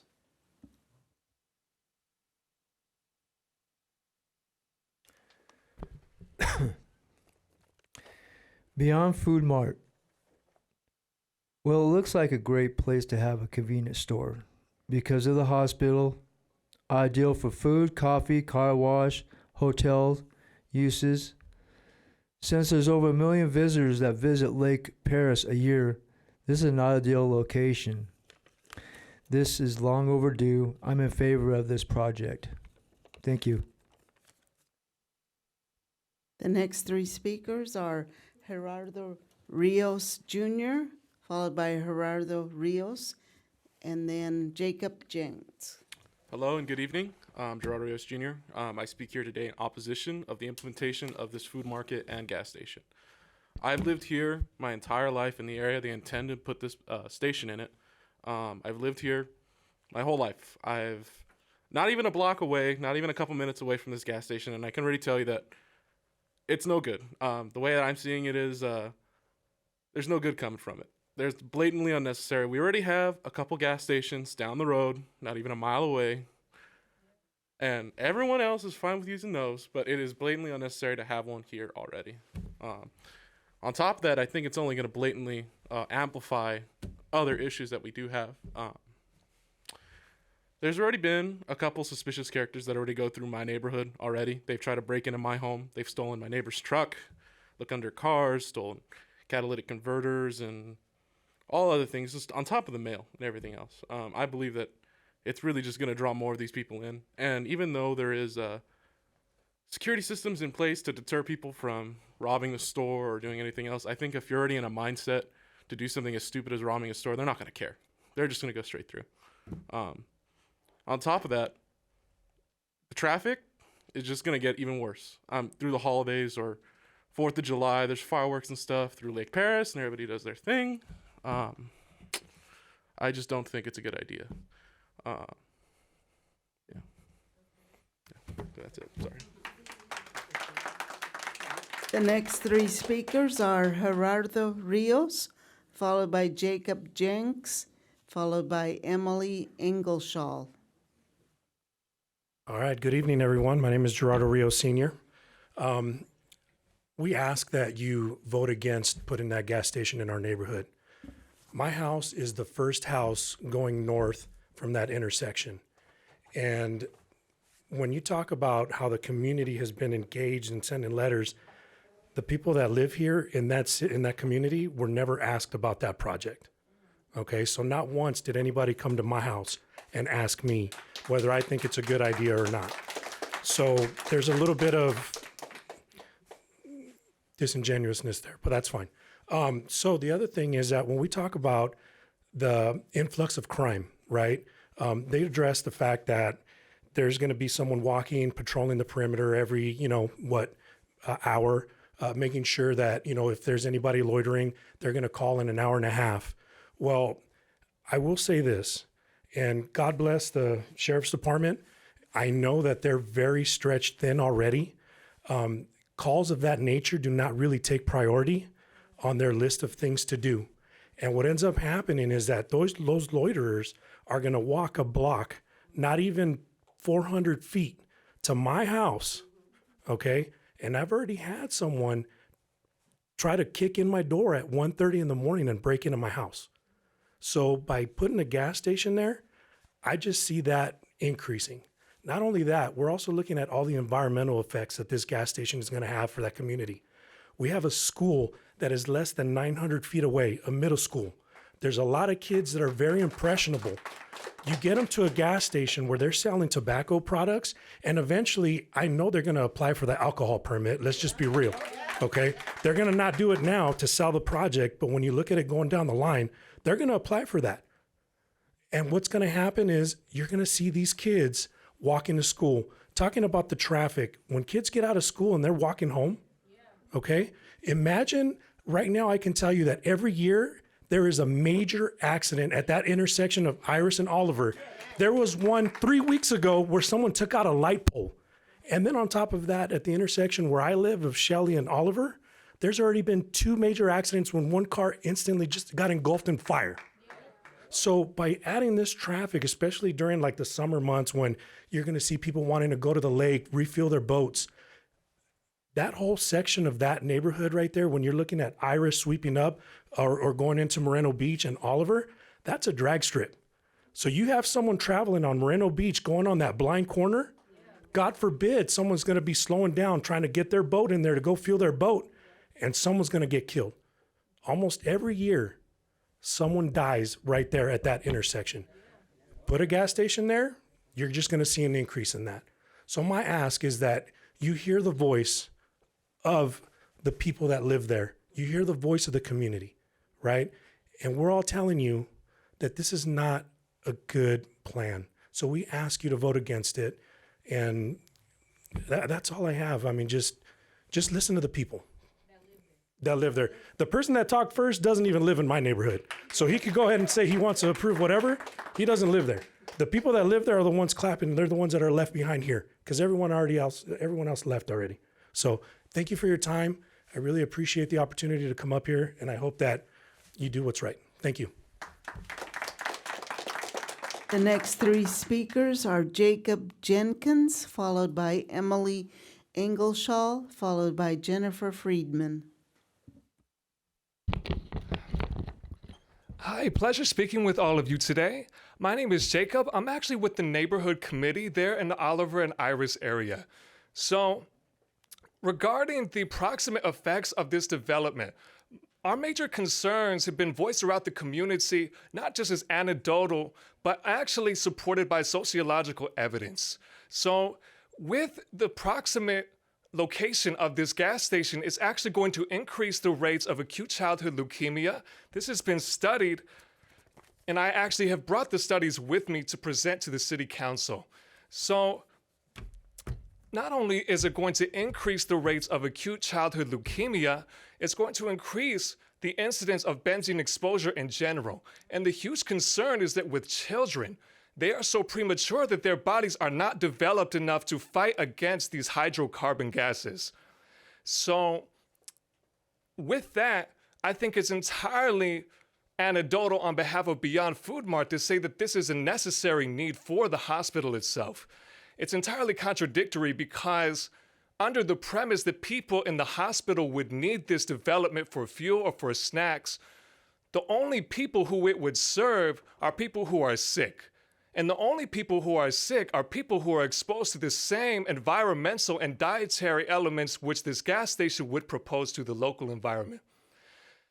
So, among just the health effects, the direct health effects, we're also dealing with a structural condition where the structural influences on this environment are going to be geared towards Hispanics since this is a predominantly Hispanic city.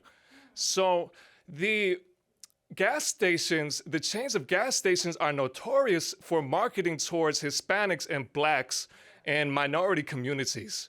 So the problem with this is that not only is it going to create the benzene gases and create that kind of exposure, the commodities which are sold by this convenience store are deliberately going to target Blacks and Hispanics with products such as menthol cigarettes, wrap chips in the case of Black Americans living in this community.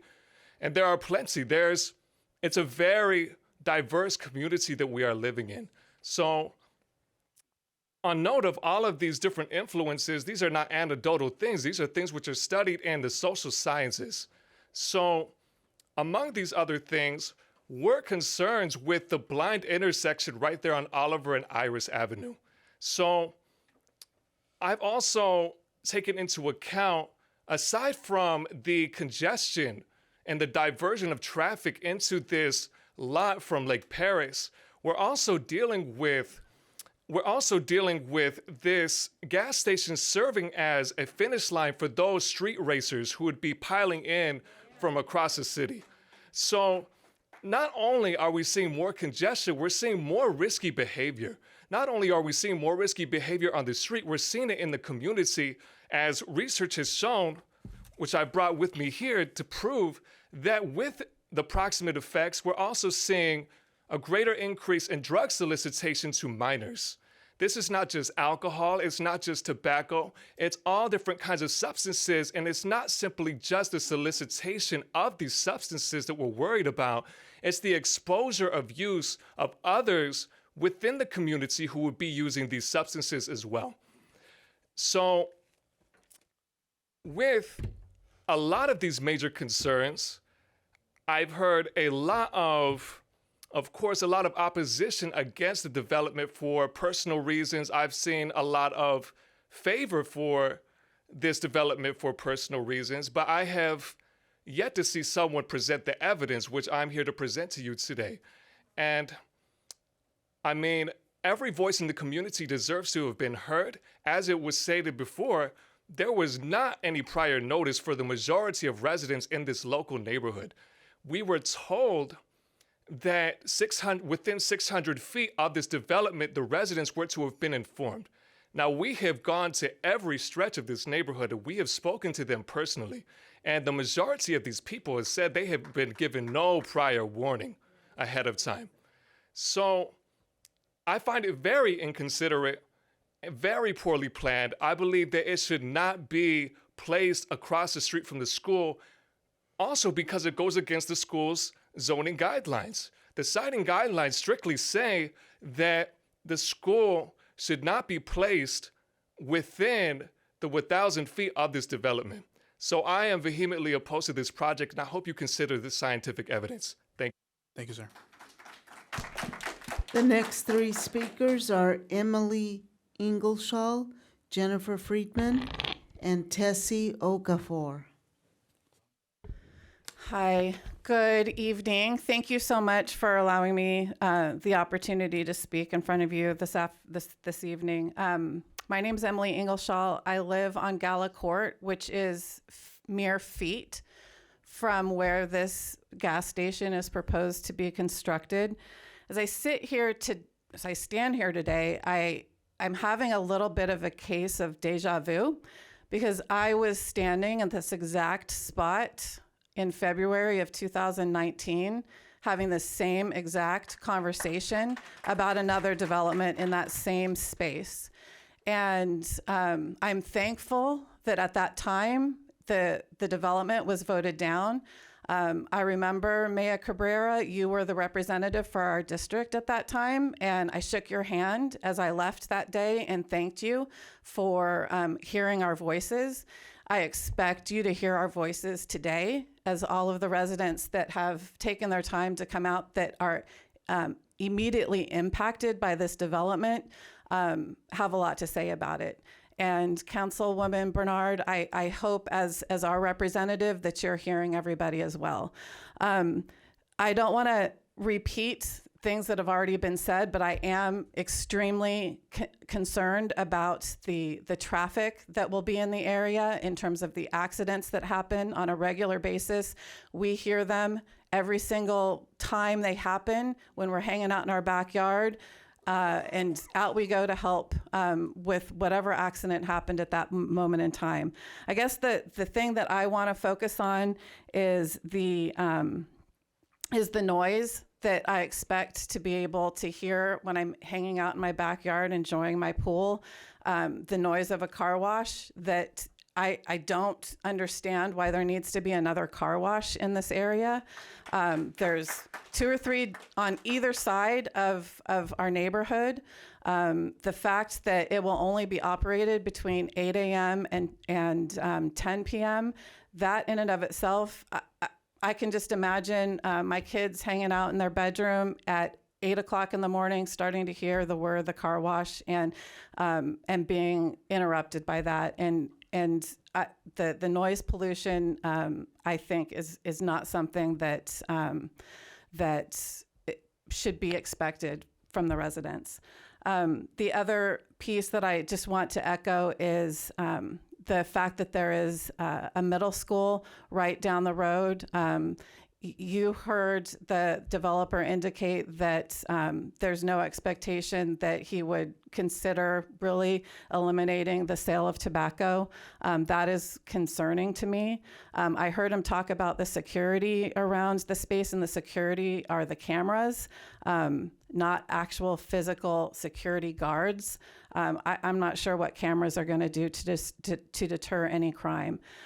So I would really just implore you to listen to the residents in the area who were here just about 5 years ago advocating to ensure that this wasn't developed as a gas station, and to listen to us again this evening. Thank you very much.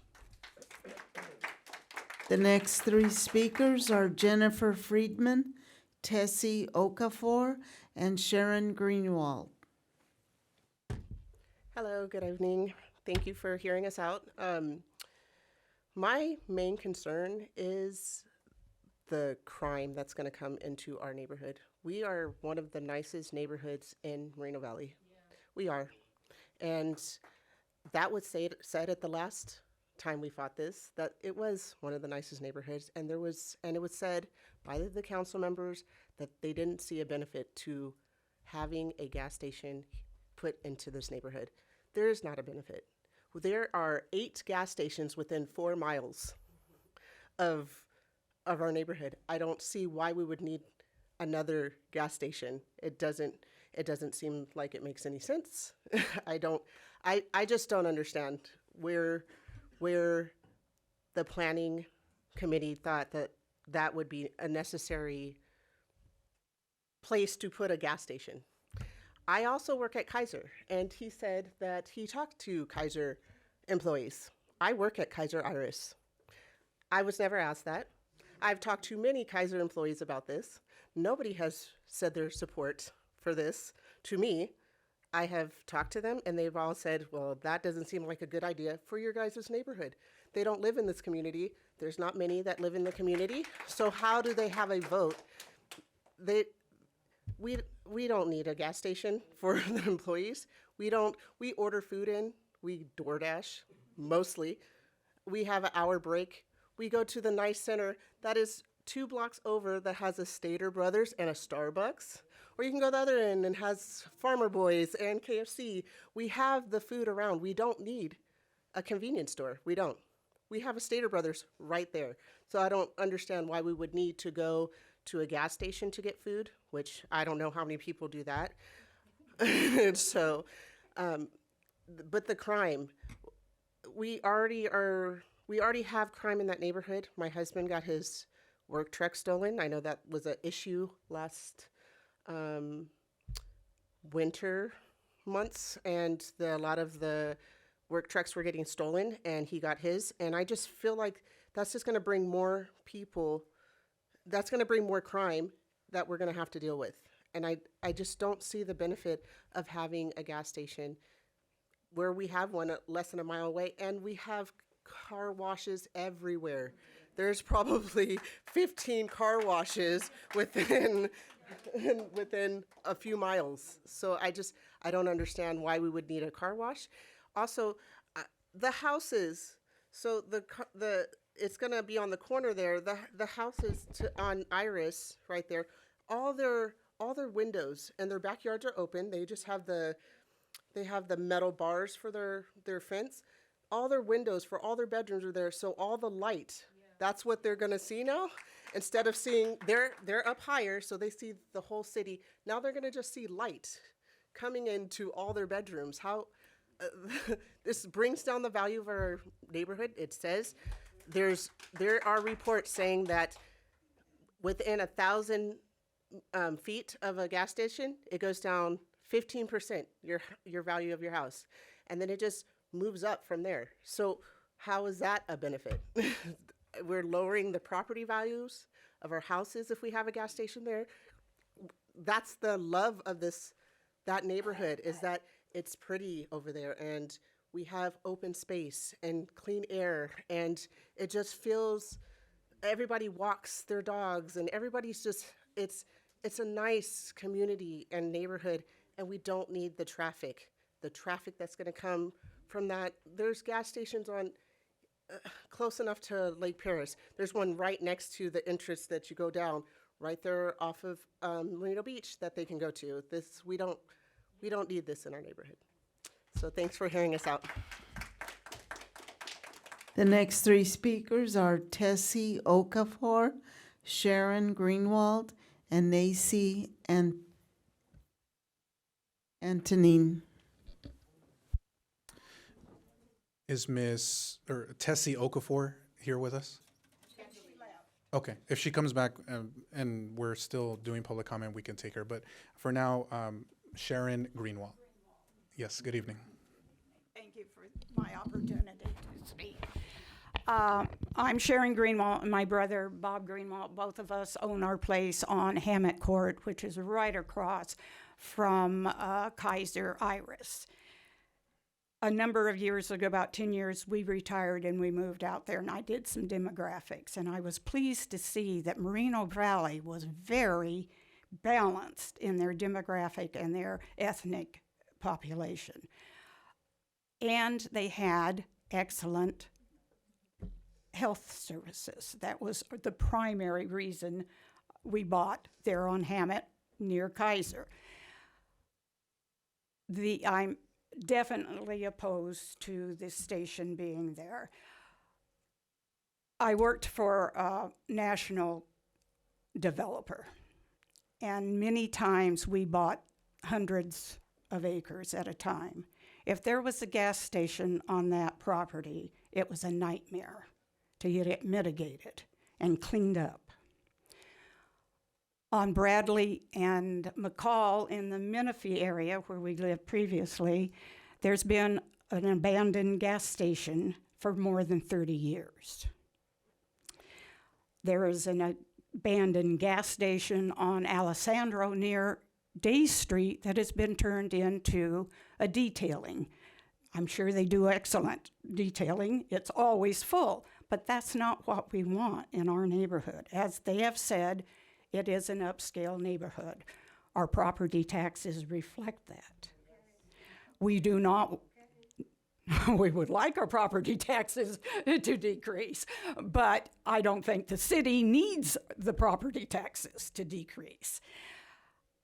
Another point that the developer of the project said was that they would pull the fuel tanks. Now, when the fossil fuel gets scarce and everybody starts cutting back, you know, the corporations and the gas, oil corporations will consolidate. They're only going to supply to the places that sell the most gas.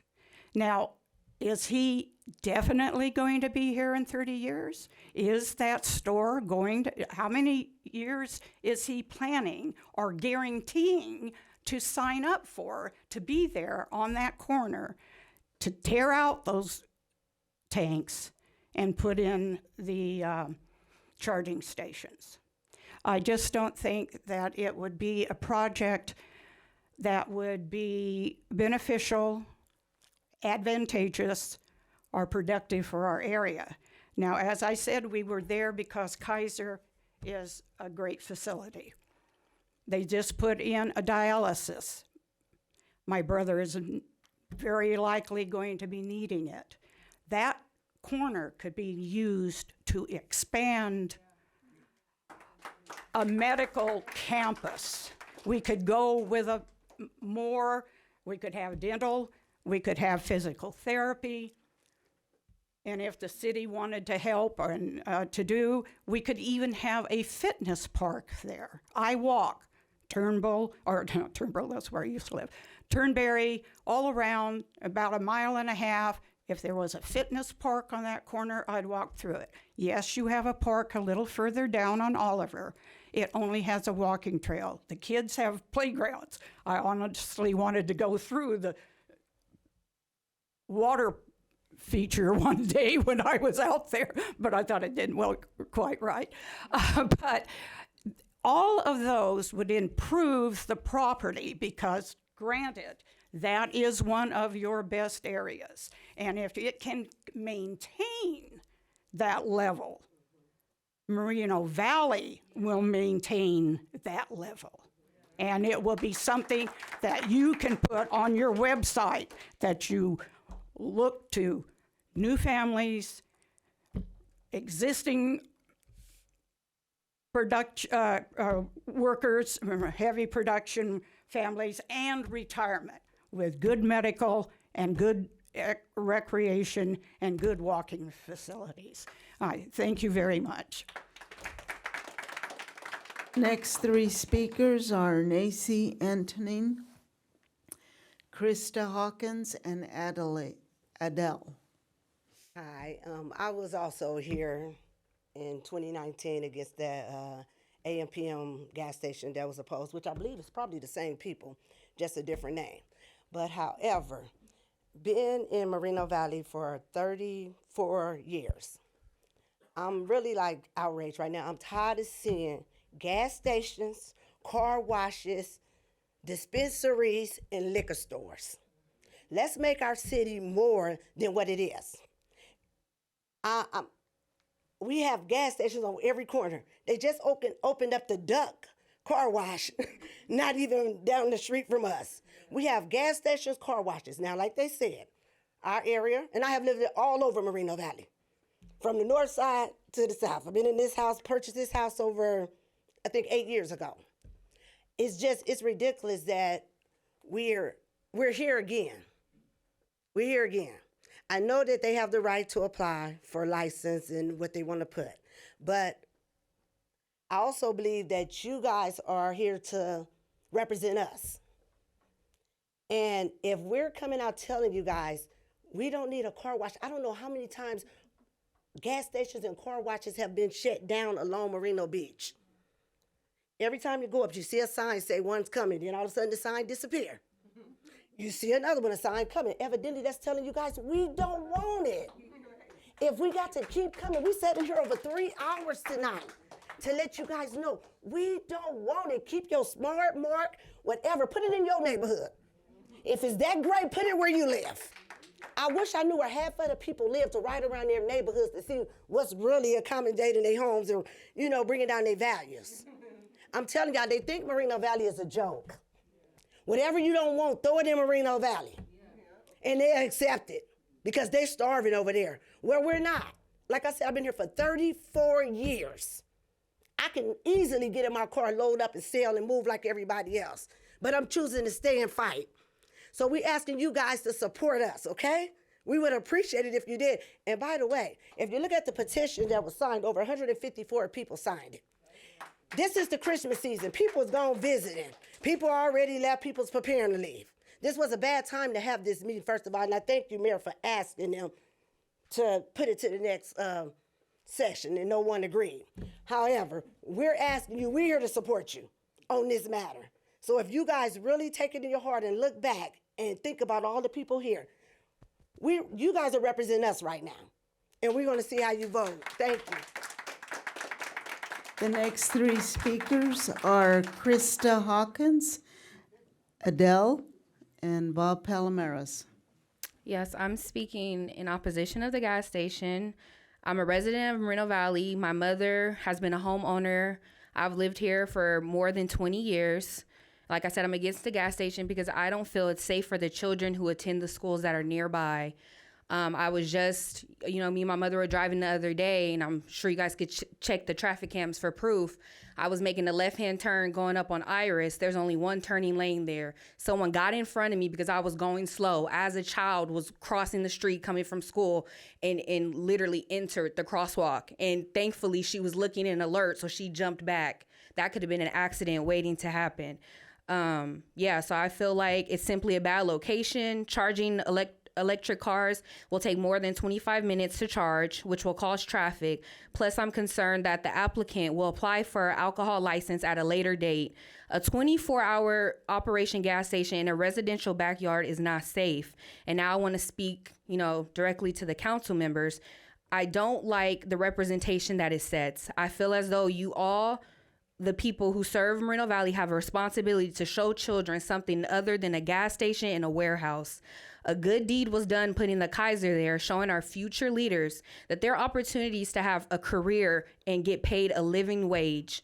There's already a gas station less than 5 minutes. I'm saying the same thing other people said. 5 minutes from the intended location, a Chevron on Moreno Beach, where people who are coming for Lake Paris, they can fill up there. There's no need for it. With gas stations and dispensaries bombarding our neighborhoods, I'm concerned with the message we are sending our children. When I say we, I mean you guys.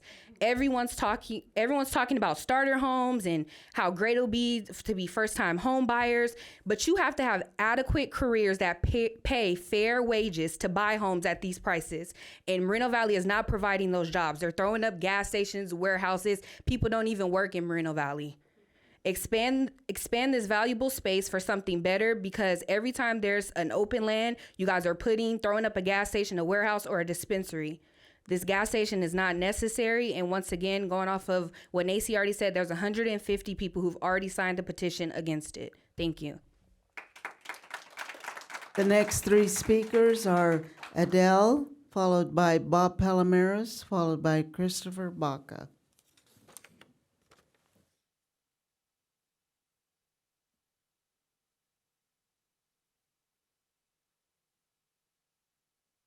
I've been living in Moreno Valley for 20 years, and I oppose the gas station.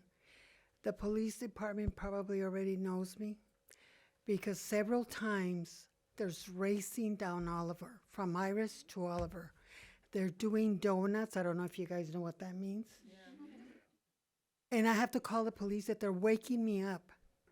You can check, they know my name. So I oppose.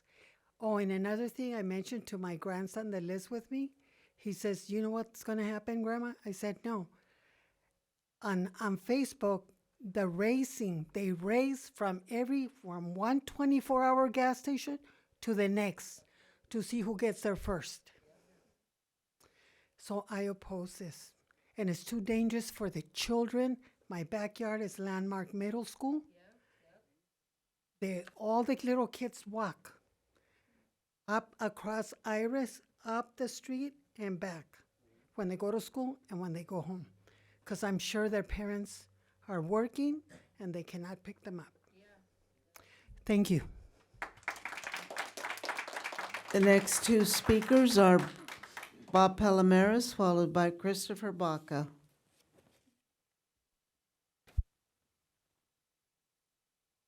Good evening again. It's always anything that gets built in the city, it's about the entire city. They said 150 people signed to oppose it, and they all live there. But we're a city of over 200,000, and I feel for it, because they live there. I understand that. I live on Manzanita and Paris, and I didn't want no traffic. Now, that's all there is. And you could throw a rock and hit a car. But that's what it's all about. The Planning Commission, I went to the Planning Commission meeting, and they went over and over and over it. They dissected it, and it was a unanimous. And they shared the concerns of these people, but they were looking at the benefits to the city and the people that live there. Also there was a gentleman there, I believe, that owns the 15 surrounding acres to the proposed project. And the lady was saying, well, maybe we could have tennis courts or we could have a park or whatever. Well, you better talk to that man that's got them 15 acres because he ain't putting none of that up there.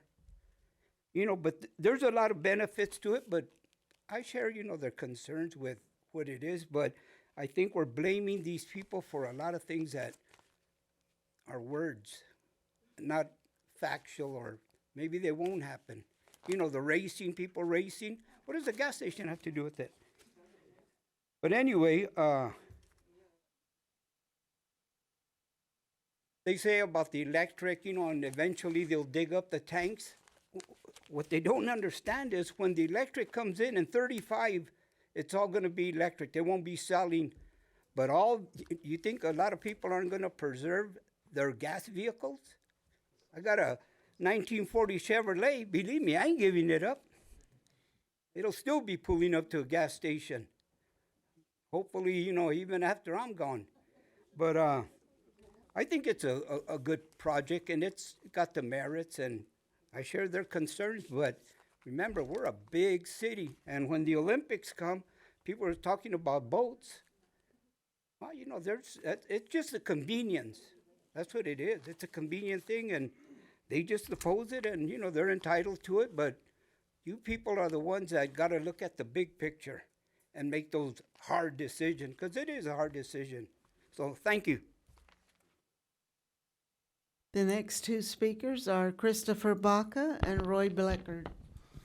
Good evening, council staff and community. I'm here on behalf of myself. My comments are my own. And I just wanted to point out, Mr. Mayor, not too long ago when you were campaigning, you were opposing the the Winchell's gas station on Paris and Cottonwood, man, you should go by that place. It's kicking. I mean, the donuts, and I really should stop going there, but they got good stuff there, and it's bringing in revenue. And not only is it bringing revenue, but that whole strip right there on Paris Boulevard is an eyesore. It's a derelict area that needed to be redone and needs to be continuously developed. There are vacant lots there. I proposed to Mr. Marquez years ago that those vacant lots, they should do something about them, put some kind of landscaping, some kind of rock, some kind of something. It's an eyesore. All those empty lots are eyesores. The point being is that corner there is an eyesore on Oliver and Iris. It's private property that's going to be built. When people bought their homes in that area, they knew that area is going to be developed. It was proposed, the Aquabella, they were going to put in lakes and all these multi-million-dollar homes and I don't know what.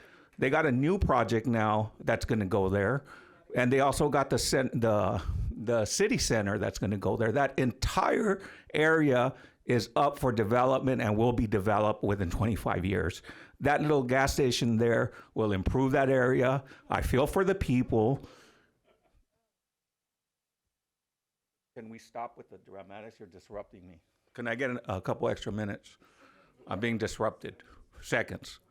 Okay, so that area is going to be developed regardless. I'm sorry about the people that bought their homes there and expected nothing to be there, but like I told the other guy back there, you should have bought the property and built a garden there. That would have solved the problem. It sounds funny, but it's the other thing I take offense to is when people start with their NIMBYism talking points when they bring in, community of interest where minorities and Black people and Hispanic people. It's like that is basically a Moreno Valley affluent area. Okay, it has nothing to do with people of color. It has absolutely nothing to do with that. Okay, there are no minorities in Moreno Valley. So let's not bring in the race card to try to divert the fact that, the place is to be built and will eventually be built. Whether it's that gas station or something else, something will be going there. And, unfortunately, the people, it's private property and the city has an obligation to allow development there and to allow people to build accordingly. And it's gone through if it's a bad project, it wouldn't be at this point. And the environmental agency wouldn't allow it. You bring up, one of the ginger guys brought up something to do with particulates and this and that. Every time you fill up your gas tank, you're exposing yourself to cancer. When you sit in your car, you're exposing yourself to cancer. Any plastic items you touch are exposure to cancer. So it has nothing to do with the gas station. It's simply NIMBYism. And, everybody has a right to their opinion. And sure, they have the right to oppose it. But at the end of the day, it's private property. It's up for development. The city has an obligation to bring in revenue. So, and I do think what they offer there is okay, and would actually be convenient for a lot of people that are at Lake Paris. I mean, they're going to make a lot of money there, which will be a lot of tax revenue for our city. I mean, that's a absolute direct access right there to Lake Paris, and I think that's why they're going to build it. Otherwise, why would they invest this money if it's not feasible? Thank you. The next speaker is Roy Bleckard. Static analysis will kill you 98.7% of the time. I get your perception is your reality, but reality is reality. Mr. Baca mentioned the Win-Win Winchell's Donuts on the corner of Cottonwood and Paris.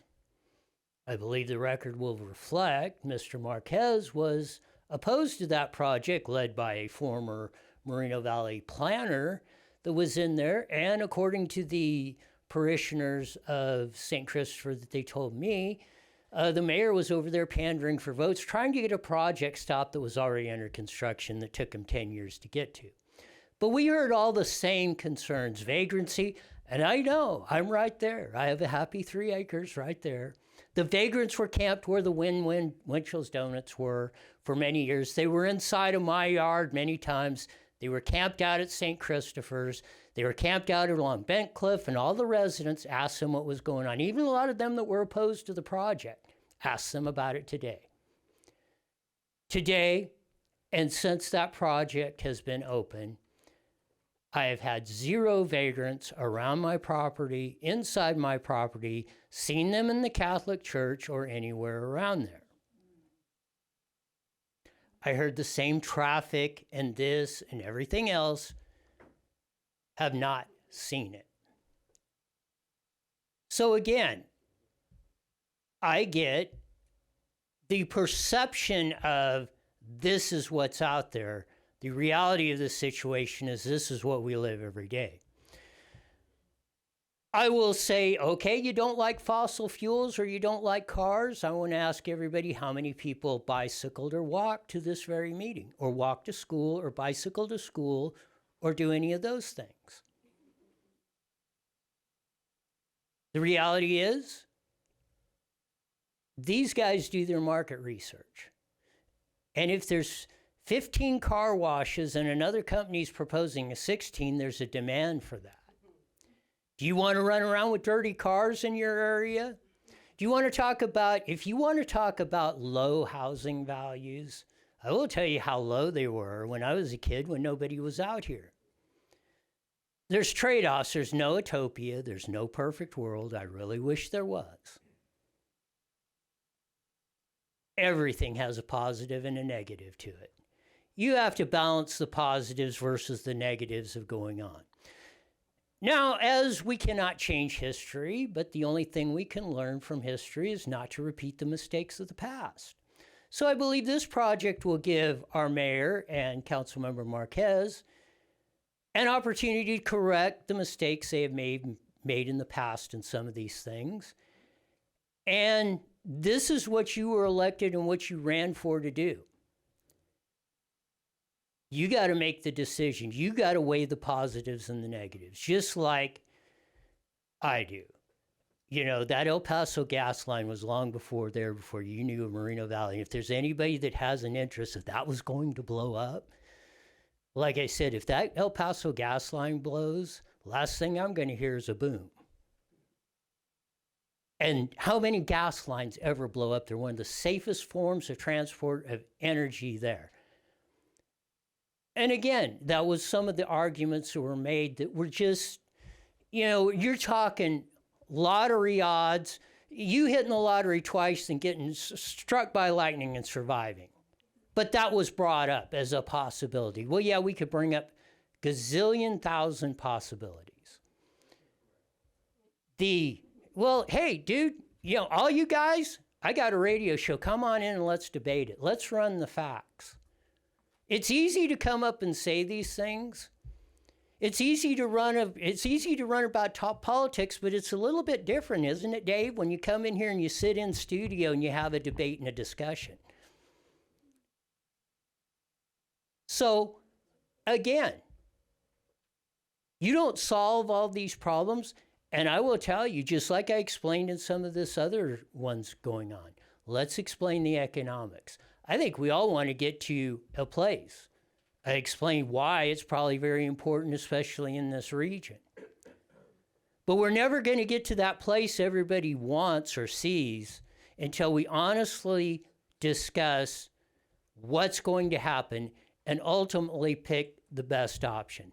This project needs to go. There's a demand for it. Let's do it.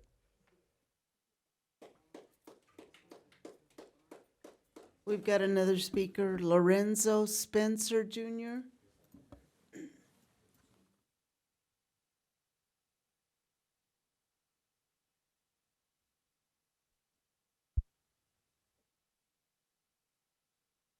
Thank you. First of all, I want to congratulate all of you for a great job you guys do. You know, and one thing that was said that with the people that live in the neighborhood is that you know, you all work for us, and we expect for you to do what it takes to going to benefit us. Now I understand what he wants to do, put up a business there. You know, he wants to make money. I understand that. But I'd like to know can you assure us that we're safe, that if there's a leak in the gas, it won't come into because of the air, because of the wind, it won't come into the neighborhoods and we'll be adversely affected by it. Will you assure that the schools, that they will be safe? You know, the little kids that's coming up, that's going to be our generation, they're going to be leaders, that they'll be okay. You know, the thing is that what we're saying is that we want our communities to be as safe as the way you guys live yours as well. You know, we're not saying that it's not good for business. It is good for business, but it's not the right business for there. You got one on Merino Beach. You got some down on Paris. You got gas stations all over the place. We don't need more gas stations. There's other things that we can use to generate revenue as well, you know. But the point is that what we need somebody to understand that it's not that we just saying because of our neighborhood. We're saying that we want you to assure that we're safe. That if there's a gas leak, well, there can be gas leaks, you know, and get into the atmosphere, you know, that it won't harm us, it won't physically harm us or the children. And besides that, what about the hospital next to it? You know, would that be adverse effect? It's not all. We're not saying that people are getting their pockets lined. We're not insinuating that. What we're saying is that hear what we're saying. Consider the facts what we presented to you, that this is not the best ideal location for it. Now I respect the man needs to make money. I understand that. It's a business. I understand that. But there's other places that he can find that would suffice whatever he needs to do. It's all about profitability. It's all about making profit. It's what he's trying to do. And I'm not condemning for that. I'm just saying that we, as a community, we do not want that. And I strongly oppose putting that in the location there. Thank you. I'll go ahead and call Tessie Okafor, if she's still here. Yeah, if Tessie Okafor is here, definitely want to give you an opportunity to speak. If not, we'll go ahead and conclude the public comment portion. And I believe she did leave, if I heard correctly. Yeah, so okay. We'll go ahead and That move concludes public testimony, Mayor. Thank you, Madam Clerk. So as we said earlier, before we deliberate and make a motion, applicant does get an opportunity for a rebuttal. So I'll turn it over to you. Thank you. I haven't been called a liar so eloquently in quite some time. But I'm going to turn to staff to confirm the fact that with regards to the notices that some of these speakers have said that they never received, we're not in charge of that. That's city staff. So the notices for both hearings were mailed from City Hall. We didn't have anything to do with it. So if they did not receive a letter or a notice that these hearings were coming on, again, that's not a reflection on us. So I just want to clear that record. I'm hearing all their concerns. I live in a community that has these issues as well. But the ones that are causing them anger, that they seem the most upset about, are actions that are already occurring. Theft of cars, vandalism, whatever may be going on. We're not even in the neighborhood. And yet it seems that they're going to blame us, that we're going to be the reason that this is occurring, and that's not fair. We have two locations. We have two locations in the city, and we stand on our record and our relationship with the city of Moreno Valley and the community that we already serve. And none of those instances that they're identifying have occurred at any of our locations. With regards to any CEQA-related issue, lighting, noise, we went through and paid $100,000 and worked with staff in every department to review all the state standards. And California has the toughest state CEQA laws anywhere. And we met all the standards that was asked for us. From a safety perspective in operations, underground storage tanks are checked regularly. There's monitors that go off if anything happens there. There's shut-off valves for the pumps if anybody runs into one. The buildings are sprinklered. We do everything that's asked of us and sometimes more with regards to the safety, because it's not just that building, it's the employees in it that work for us, and a lot of them have worked for us for years. So I hear their comments. We're not responsible for the things that have happened in their neighborhood. At the same time, we're following all the standards that have been mandated and required of us. And additionally, the notices that were sent out, we didn't control that, but we did bring in those letters of support. And for anybody that was maybe at not at the facility that day when we were at Kaiser, we have the documentation to show that who was there, that works there, that signed it. So again, we've submitted and introduced that as evidence of our comments. If there's any other questions you have, I'd like to answer them. Thank you. And before we go into deliberation, are there any further questions for the applicant? Okay, we have questions from Councilmember Marquez. Mr. Ramirez, have you done a traffic survey in that area? As part of the CEQA process, we were required to work with city staff, the engineering department and planning. It's called the Traffic Impact Analysis, a TIA. We don't review it, we don't put it together. The city staff and your city consultant puts it all together and tells us this is what you need to do in order to meet our traffic requirements. And so yes, we provided a TIA. It came up with requests and items to mitigate traffic. And I believe there's going to be new striping in those areas and some other items with regards to lighting. I believe there's another intersection that we're going to have to pay some fair share fees to. But yes, that we did have an analysis of the traffic study, and it was done in conjunction with staff and your consultant. Next question, infrastructure. You'll be putting in sidewalks, curves, drains, all that stuff, correct? Absolutely. Part of the development plans are going to go through engineering department, and we're going to be required to do all of that. Curbs, gutters, sidewalks, plantings, landscaping, maintenance. And I've got a question for staff. Do we put up a notice on that property that was going to happen or be built there? We did post signs on the property, both for Planning Commission as well as for this public hearing. We did mailings out to 600 feet from the property, and we also posted it in the newspaper per our ordinance. And we do that to all projects in the city, Do that correct? for all entitlements, yes. One more question. There was a comment made that you'll change your mind and later on apply for a alcohol permit. Didn't you say earlier that it's not even in your plans?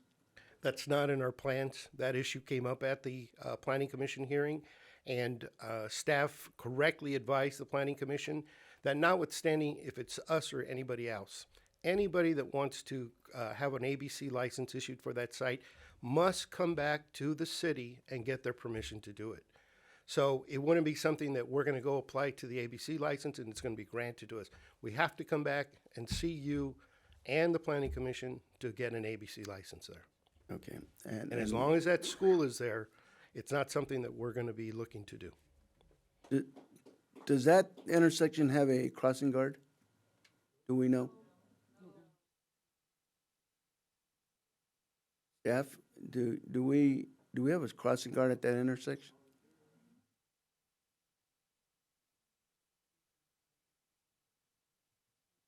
I don't believe so, council member. Iris and Oliver? No. Not at Iris Oliver. It's the back of the school. The back of the school is not down near the. So when the residents say there's kids walking to school back and forth, would they have a reason to cross the street to walk on that side of the roadway by the service station? If these are elementary kids, why would they be walking by themselves in that area? I don't understand that. A lot of people brought that up, that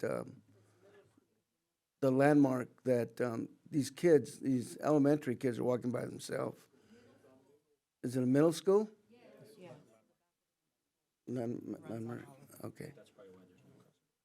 Okay, I just want, I'm looking at the safety aspect of this. And I know that, Mr. Ramirez, you spent a lot of money on this project, and I understand that. And any developer or investor who wants to build, you do your dual job to do it.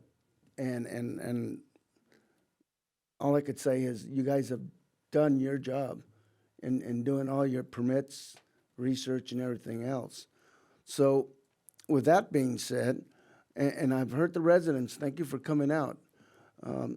When you say 100 residents have signed a petition, I was handed a stack tonight with 400 support of this service station.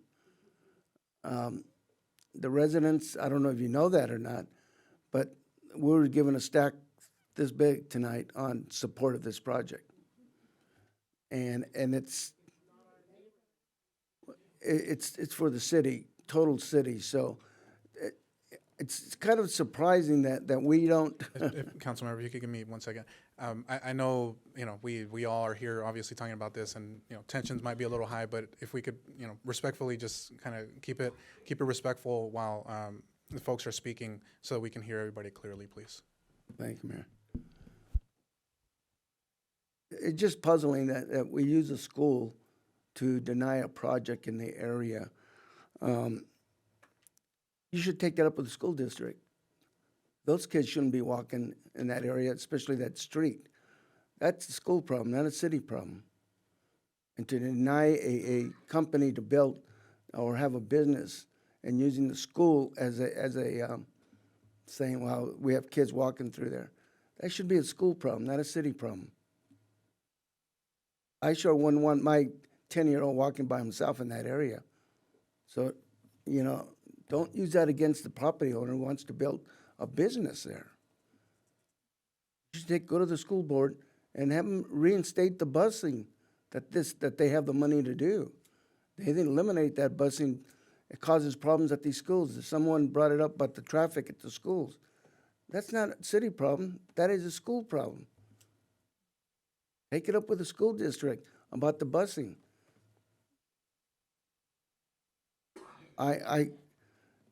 Somebody brought up about I was against the project on Paris and Cottonwood.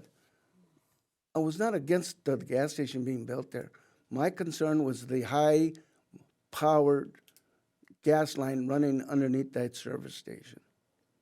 That was my concern.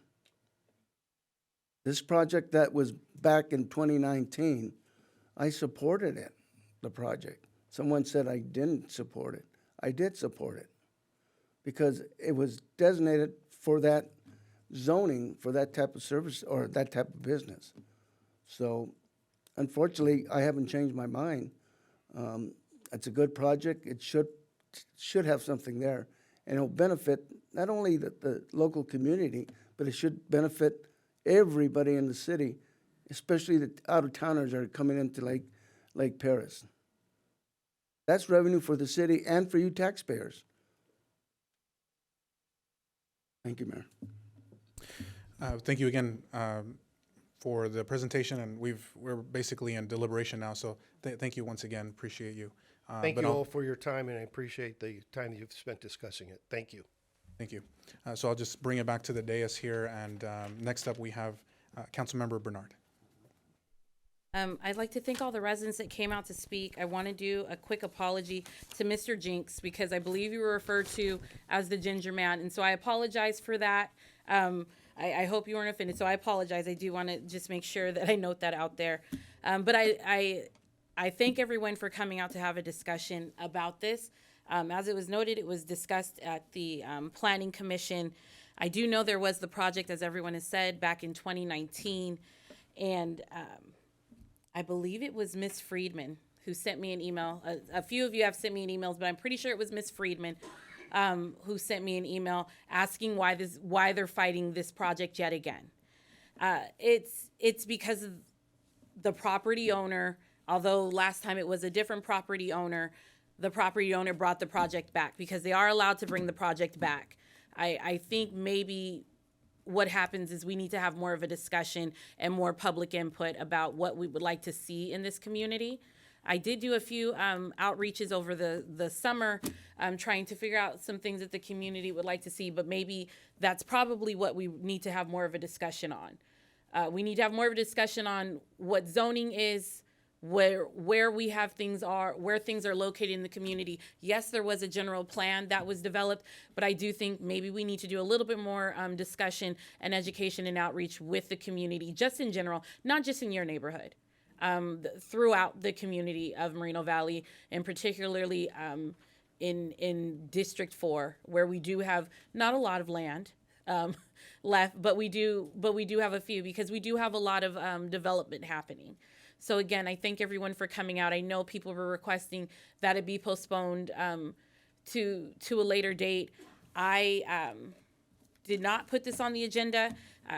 This agenda was developed already, so this is how it came about on the agenda. But I do think we had enough of the residents here. There were more. I watched the original Planning Commission meeting. I can say that there were more residents here for this than there were at that Planning Commission meeting. So I appreciate all of you guys coming out. I appreciate everyone coming out to speak for us. Miss Adele, we are going to look into your concern regarding the donuts. I live off of Iris and Indian. Camarian Indian. We have the same issue, the donuts, and by the time someone gets there, they're gone. So we're looking into that. So I just want to thank you guys all for coming out and making your voices heard tonight. And I would also especially like to thank Mr. Spencer for coming through with his closing comments. I appreciate you, sir. Thank you, Councilmember. And I do have a few things to say here, so please bear with me.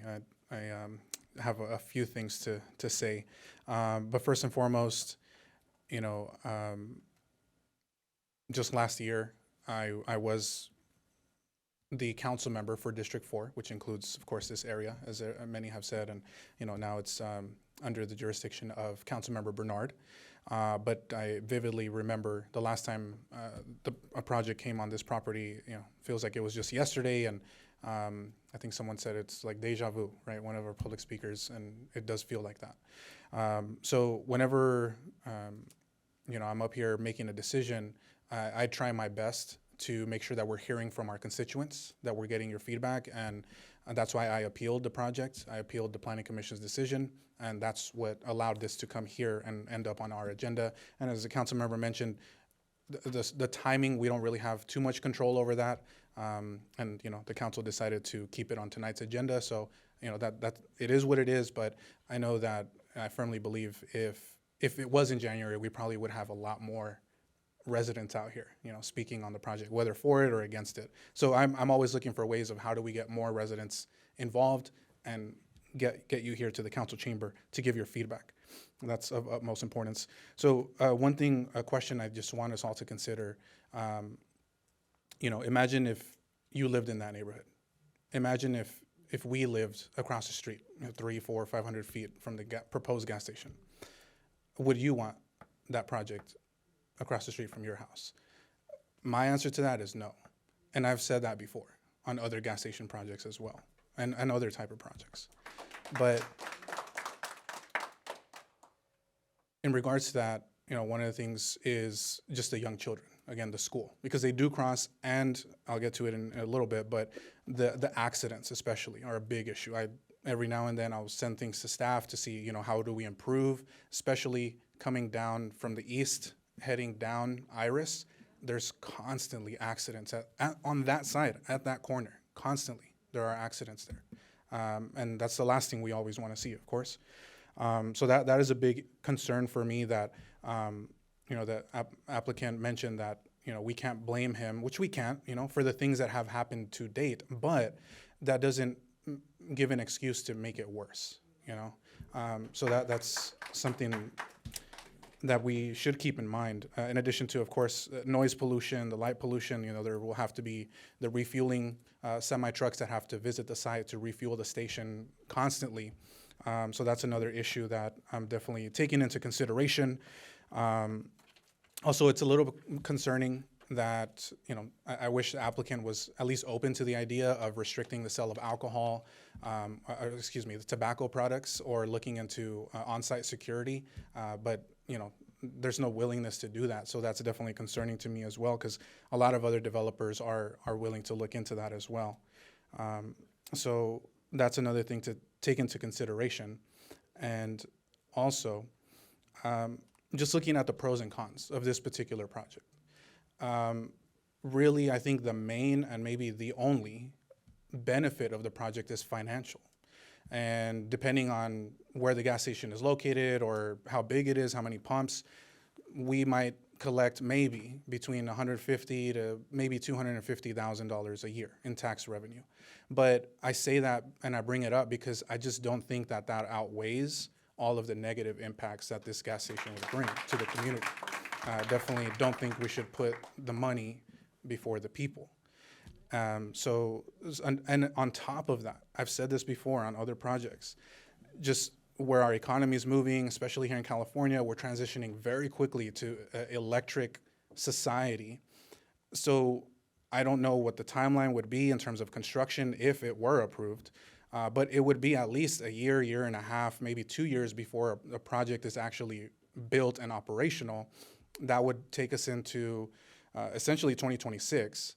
And then by that time, just there's going to be a lot more electric vehicles on the road, a lot more demand for EV charging stations, and we have no idea if we're even going to be able to collect any revenue from EV charging stations. It's a completely different business model to fueling stations, gas stations. On that same note, this was mentioned by public speakers as well, that I don't think we should sell ourselves short. Yes, it's private property. Private property owners have the legal authority to submit plans and propose things, but I think that there are far greater and better uses that can be put on that property, like maybe expanding the hospital or other uses that are a better fit for that community, as opposed to just a gas station. That, you know, the kids, I think about my own son, you know, when he finally goes to school, and if he would be walking, because the kids do walk to and from, you know, the neighborhood to the south and to the school, you know, stopping by, buying junk food, chips and candy and soda, and like, I wouldn't want that for my son personally. And I'm sure a lot of other parents would agree with that as well. So I know I'm putting a lot of things out there, right, for us to consider, because I think that they're important. And someone mentioned the Olympics, how this would help with the Olympics. I wish I could say different, but unfortunately the Olympics are not going to be coming to Lake Paris. That decision has already been made. As much as I wish I could say they were, because I was really looking forward to it, powers beyond our ability and our authority made some changes, and unfortunately it's not going to be at Lake Paris anymore. So I disagree with any argument in that sense. And just to finish off and conclude, again, I think the only real benefit from this, which if there was a benefit, would be very temporary, would be collecting tax revenue from the gas sales. And I just do not think that outweighs all of the negative benefits or negative repercussions that could come from approving this project. So for those reasons, I'm opposed to the project as is, and I'll be voting no. And unless there are any other requests to comment or any further deliberation, I'll go ahead and entertain a motion for this item.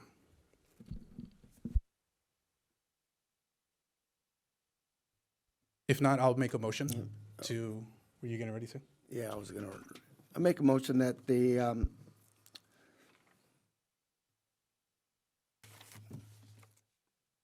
that we approve of this resolution, or the Beyond Food Mart to be built at this site. I'll second.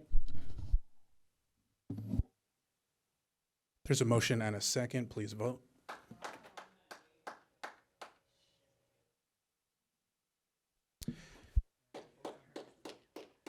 The item does pass with 3 yeses, so the project is approved. Thank you once again for members of the public who came out this evening. So that brings us next to item G. We don't have any items on G. And next up is item H. We have 2 items on H. First up, H1 is City Council reorganization, selection of Mayor Pro Tem. And we'll start off with a report from our City Clerk. City Council, the item before you tonight is City Council reorganization, selection of Mayor Pro Tem.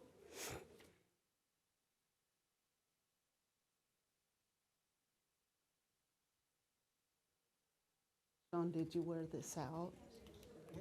Yeah, if, we'll give it just a moment while folks clear out and we get the doors closed.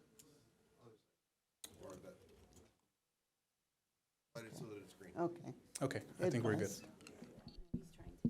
So, City Council Rules of Procedures 4.1.3 designate what has to take place for the reorganization of the mayor pro tem.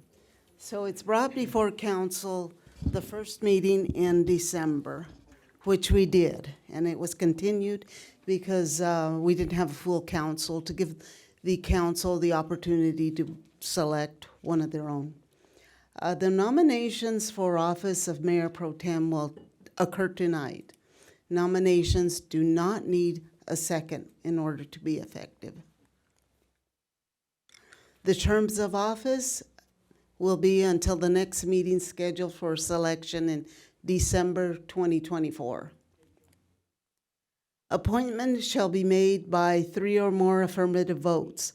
Selection is repeated if no one receives 3 or more votes, or they may continue the selection to the next regular meeting.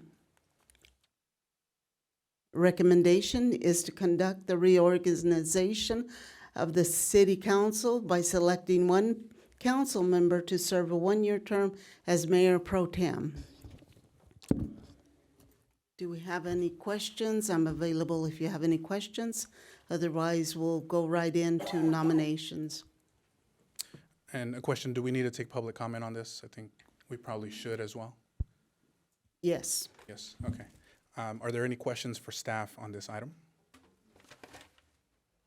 Seeing none. None? Madam Clerk, do we have any requests to speak on this item? We have 2 requests to speak. Roy Black, Bob Palomares, Pete Bleckard, and Chris Baca.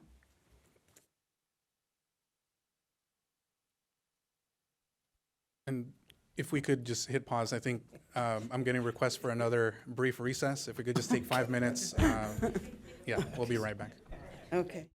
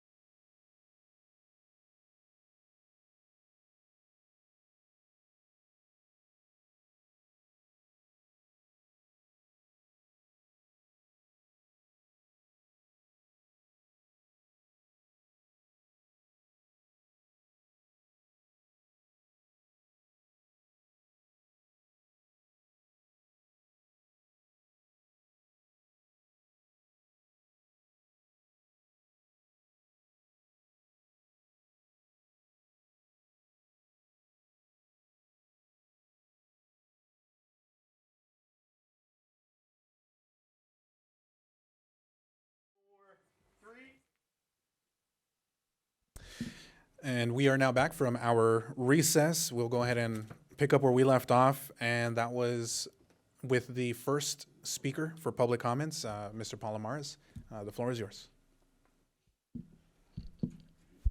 Well, it's that time again to pick the mayor pro tem, huh? We know it's just a ceremonial thing, but he's supposed to step in when the mayor's not here, but that hasn't happened. You know, we've had it where the mayor called in and continued, and I think they say the one that's been on the dais or the council the longest and hasn't been mayor is the next one up. And that's fine. I agree with all of that. But when I look at that person and all the litigation, and I mean, there's just a list of things.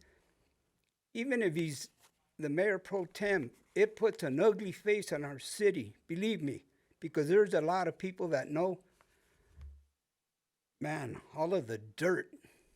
And I don't think, I think we want to be above that. We got two ladies here that are more than qualified. I'd love to see them on there. One of them, I'm not against any person, but when I look at their resume of service and suing the city and going on a radio talk show and pointing the finger at other council members, wow. I mean, driving around with as a city employee, interfering with the duties of a police officer investigating an accident. I mean, I didn't even write them down. These are, it's just not good.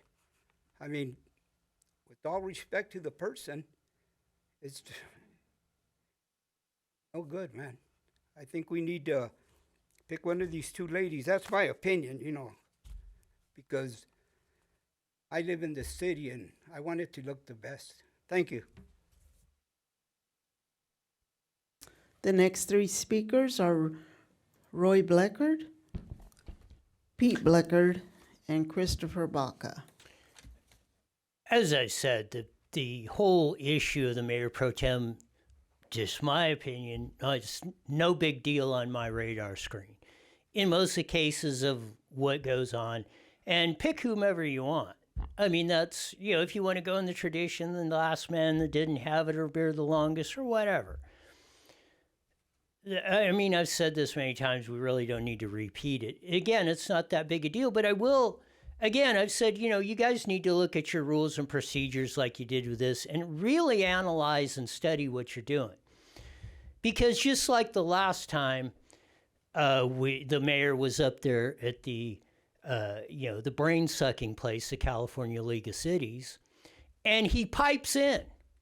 So, again, and I said this many times, but I'm going to repeat it again since this is part of the deal with the mayor pro tem.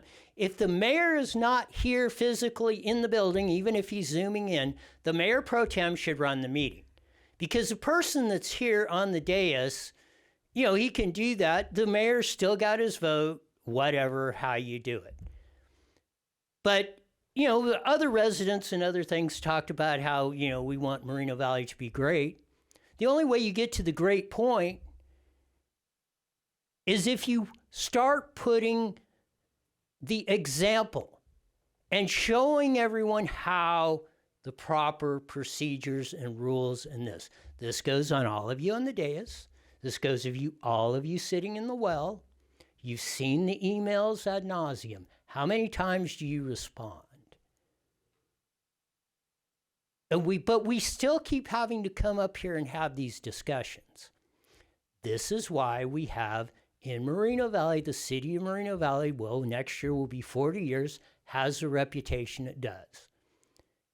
And for the most part, you're not willing to change that. Just like we went through with the meetings and everything else. And again, it's just like this. With the meetings, with this, these are very simple things to do. I have come up here and stated many times, I will help any of you. What's been the response? Silencio in the most part. So let's come up with the fix. And like this, all these, mayor pro tem, mayor, council rules and procedures and everything, that should be a yearly review process.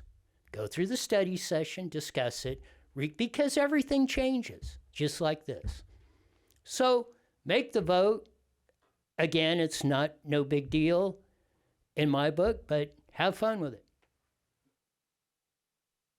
The next two speakers are Pete Bleckert, followed by Christopher Baca. Well, you can elect whoever you want, but if I was up there voting, I'd vote for Baca. But for your information on that it ain't part of the deal, but I'll just give you a little trip. On that high pressure gas line, my uncle worked on it in 1947. It goes all the way from El Paso to LA, and it tees off at Indian and goes to Colton right through Sunnymead Ranch. So they got a nice high pressure gas going through Sunnymead Ranch. And the last speaker is Christopher Baca. Good evening, staff and community. I'm here on behalf of myself. My comments are my own comments. I'm kind of saddened that Mr. Delgado is not going to run for mayor. I hope he does. I hope he changes his mind. I don't know. It's just the rumors, but he would probably make a really good mayor from our pool of people here. But on as far as a mayor pro tem, either one of the ladies would be a absolutely great choice. Of course, I'm here with prejudice on Elena. I think she's taken the stand to take on her mother's footsteps on the council. Her mother was mayor pro tem at the time, and I think Elena deserves to be placed as our mayor pro tem if Mr. Delgado is not up for the thing. But yet, I also support Council Member Bernard. I think either one of these ladies would be an excellent choice, and I hope you choose the right person. Thank you. That concludes public comment, Mayor. Thank you very much, Madam Clerk. And that brings us now to council deliberation if desired, and any further questions as well before we move into nominations and take a vote. Just want to make some comments. I'm not going to be nominating anybody because I want to give a chance for the council to do that. I don't think it's appropriate that I do that. But I do want to just make some comments. It's been an honor to work alongside you as Mayor Pro Tem for 2 years now. I think that might be a record. I don't know I'm not aware of anybody else that has served for 2 years straight, but okay, so thank you for correcting me there. But we have a good relationship, and that's not a secret. I've mentioned that before. We have a good relationship. I know we don't see eye to eye on some things, and maybe on the political spectrum we're on maybe opposite sides on different topics, but it's professional. We get along, we joke around, like we could work together, and I like working with you, so it's not a secret. And you've done a good job, over the past 2 years representing the city and, representing us well. So just wanted to give you your kudos as well for the past 2 years. And, the other thing I want to say is that the mayor pro tem position, while it is ceremonial, there are a lot of responsibilities that come with it.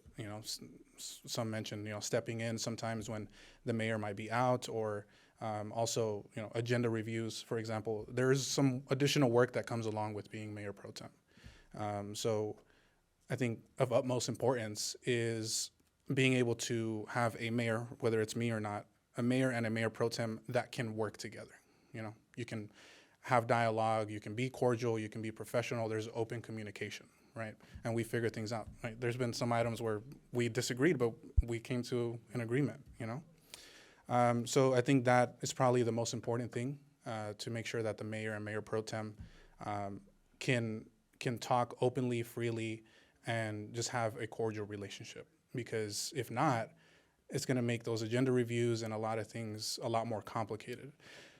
So with that, again, I'm not making any nominations or anything, but I think, as I've said before, I've been able to work very well with Mayor Pro Tem Delgado, Councilmember Marquez and Councilmember Bernard. We are able to work together very well. There's cordiality, there's professionalism there, and I'll kind of leave it up to the council to decide on nominations. So I think, you know, if whether it's you, I think a third year, I don't mind that. Whether it's Councilmember Marquez or Councilmember Bernard, you know, I would love that as well, you know. But again, I'll leave it up to the dais, and look forward to working with the next Mayor Pro Tem. So again, no nominations, but I'll leave it at that.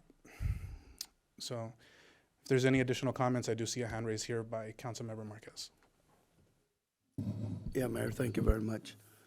At this time, I would like to nominate for Mayor Pro Tem would be District 4 Council Member Shaylin Bernard. Okay.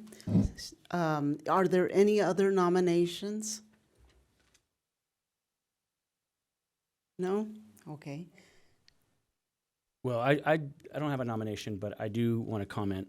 So I thought of this long and hard, and I know there's nobody up on this dais that knows more about the political arena than Elena. I turned to her and asked her, what does that mean? I asked her what in the political spectrum, what does that mean, and kind of explained to me she has more experience in this. She grew up in this. But in saying that, I think that there is a level of cooperative nature that has to take place in these two seats because there is a lot that goes on behind the scenes. And one of the things that really makes me concerned is staff and putting them in the middle and having to work through issues on a weekly basis with the mayor. And Mayor Cabrera is our mayor, and we have to accept that, whether we want to or not, or you want to or not. I think you're almost the most qualified for this, absolutely. But there's a level of cooperative that needs to take place in this position. So, not easy, because I really believe that you're the right person for that. But there's more to it than the knowledge of moving forward in the political arena, the knowledge of it. So, at this time, I would second the motion for Shaylinda Bernard for Mayor Pro Tem. Okay, so there isn't any other nominations, correct? It doesn't look Okay. like it, and I'll third that motion. Okay, so nominations are closed, and now we need a motion. A voice vote would be preferable. Okay, yeah, so I guess the nomination was Councilmember Marquez, and I don't think we need a second, but if we could do a roll call vote for nominating Councilmember Bernard as Mayor Pro Tem. Yes. Councilmember Baca Santa Cruz? Yes. Councilmember Bernard? Yes.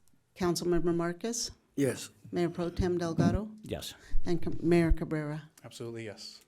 Okay, at this time, I'd like Councilmember Bernard to join me up here at the front. I think they're Swearing going to in. bring a microphone. Putting you on the spot. Can we give Councilmember Bernard a big round of applause?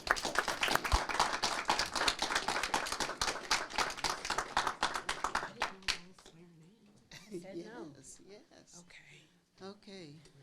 So raise your right hand and repeat after me. Okay. I state your name. Shaylinda. Do solemnly swear. Oh, should I say Shaylinda Bernard? Hold on, we're gonna restart.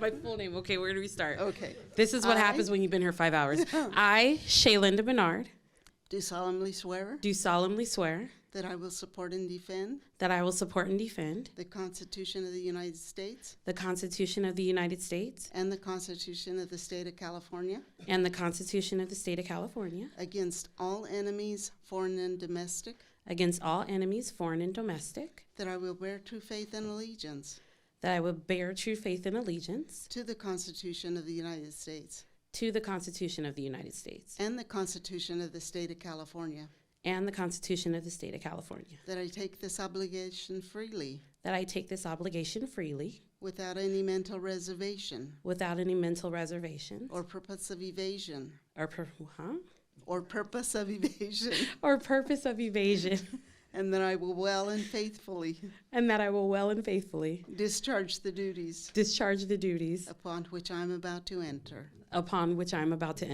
Congratulations. Thank you. You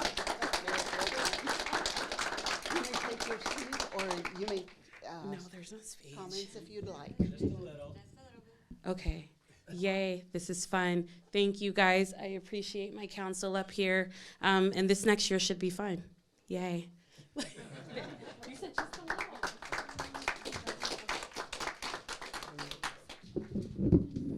Well, congratulations once again, council member. Proud to see you as Mayor Pro Tem for the next year.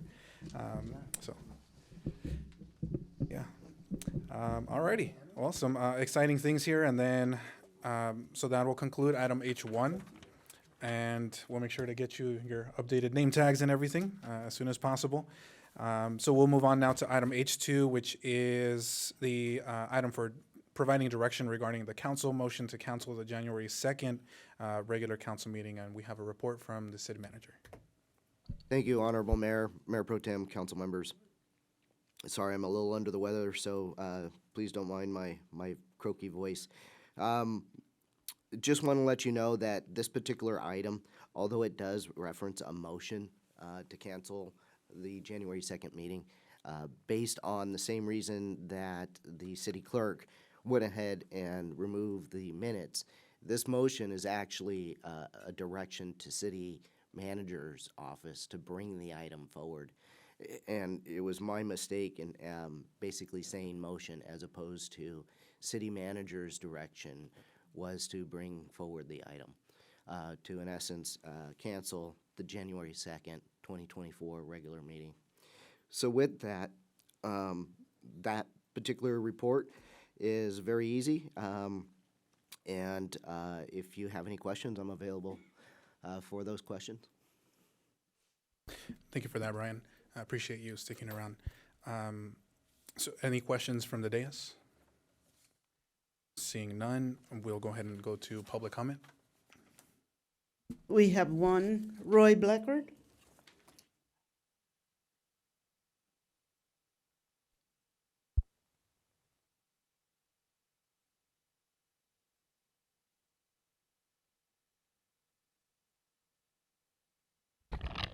So, as I recall it, at the last meeting, at the conclusion, the mayor asked this to be put on this agenda for discussion to cancel the January 2nd meeting. And if you review the videotape, he said it would be too difficult for the staff and everybody to come out here and meet on January 2nd. I take great offense if you as a board and you as a staff are going to say we cannot do our jobs. This is a slap in the face, middle finger to every Joe and Juanita lunch pail toting that gets up at 4:30 a.m. in the morning and has to go to work on January 2nd. Who else gets that day off? And again, as you saw the email, maybe, okay, I'll even give you that. Let's move the meeting to Thursday.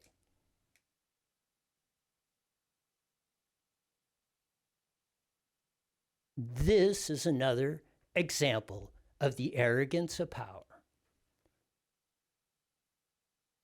of the lack of consideration to your fellow man.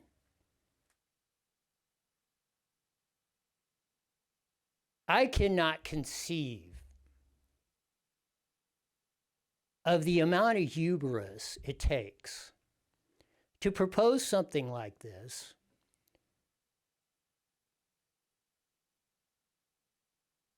It just boggles my mind. So I hope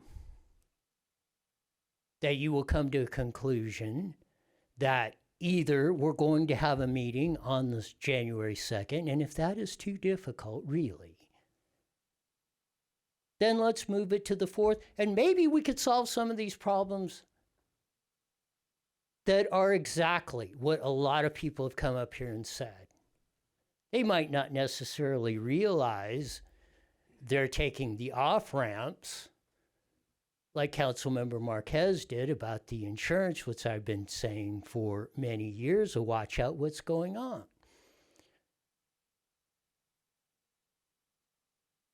And the policies and the public policies that not only brought you that, but are bringing you what brings us here today with this.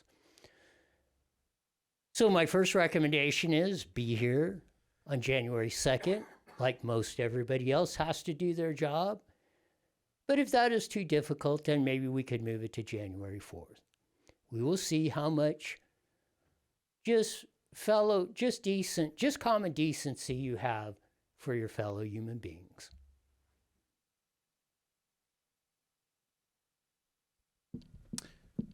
And with that, do we have any further requests to speak? No, that sums it up, Mayor.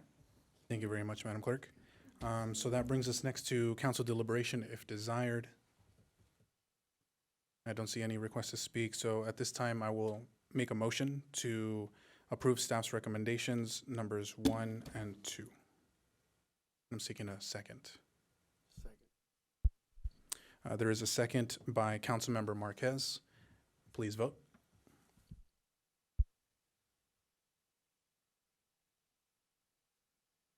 And that passes with 4 yeses. And one final item, H3, is a receive and file for the Parks, Community Services, and Trails Master Plan 2023. And we have a report from city staff. Thank you, Honorable Mayor, Mayor Pro Tem, council members. This particular item before you is a receive and file and adopt the master plan that has been out in the community for several months to a year.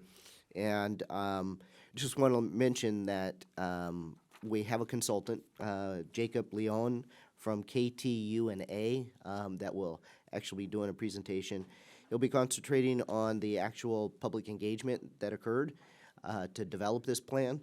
And just please remember that this plan does not actually have any dollars associated with it. It is a plan. We will then have to go through, very similar to the CIP, and look at, as funding is available, identify what funding we can go ahead and apply to a particular project, as well as be able to give you an estimate as to what that might be.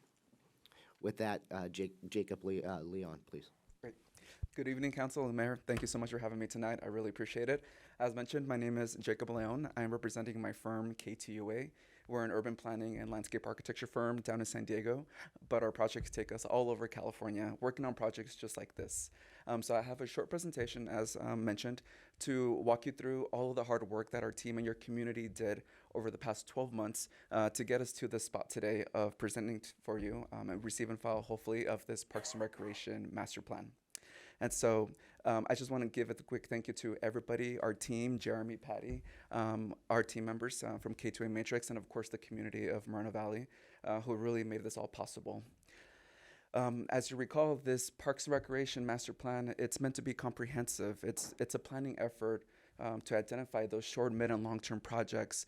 We wanted to ensure that we had extensive community engagement so that we were able to give you all a clear set of goals that involves infrastructure, program improvements, maintenance, and operations.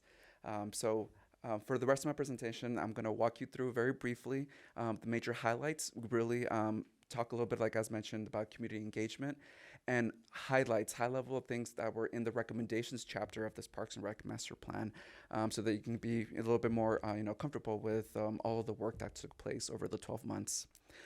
Really quick, I just want to start off with some of the analysis. You'll see in chapter 2 of this report tons of maps and analysis and tables that really try to show from an objective manner, how does your city currently stand? So we have things like these tables that you see on your screen. How many acres do you have? What's your population? How well are you doing when it comes to accessibility and acreage of parks and numbers, and goals that have been established by your general plan. So these tables and explanations are included in Chapter 2 of the report. Maps such as the ones you see here on the screen about understanding where are your parks located, are they easily accessible, is there geographic equity and accessibility equity for that. So we have maps such as this that show half-mile distances or 15-minute walks from parks out into the community. We overlay them with residential areas, and we're able to try to understand, are there gaps? And the answer is yes, and how are we going to try to solve these gaps? So all of these things, as mentioned, were presented to community members in the first and second workshop through the planning process. The community engagement was really successful. I want to thank everybody who did participate. We had a statistically valid survey. We had 3 community workshops, and we had focus group meetings. So from that survey, we mailed out 4,000 randomly selected, we selected 4,000 randomly selected addresses. We mailed them a survey, and then we had an open link version of that survey, and we collected almost 500 from that.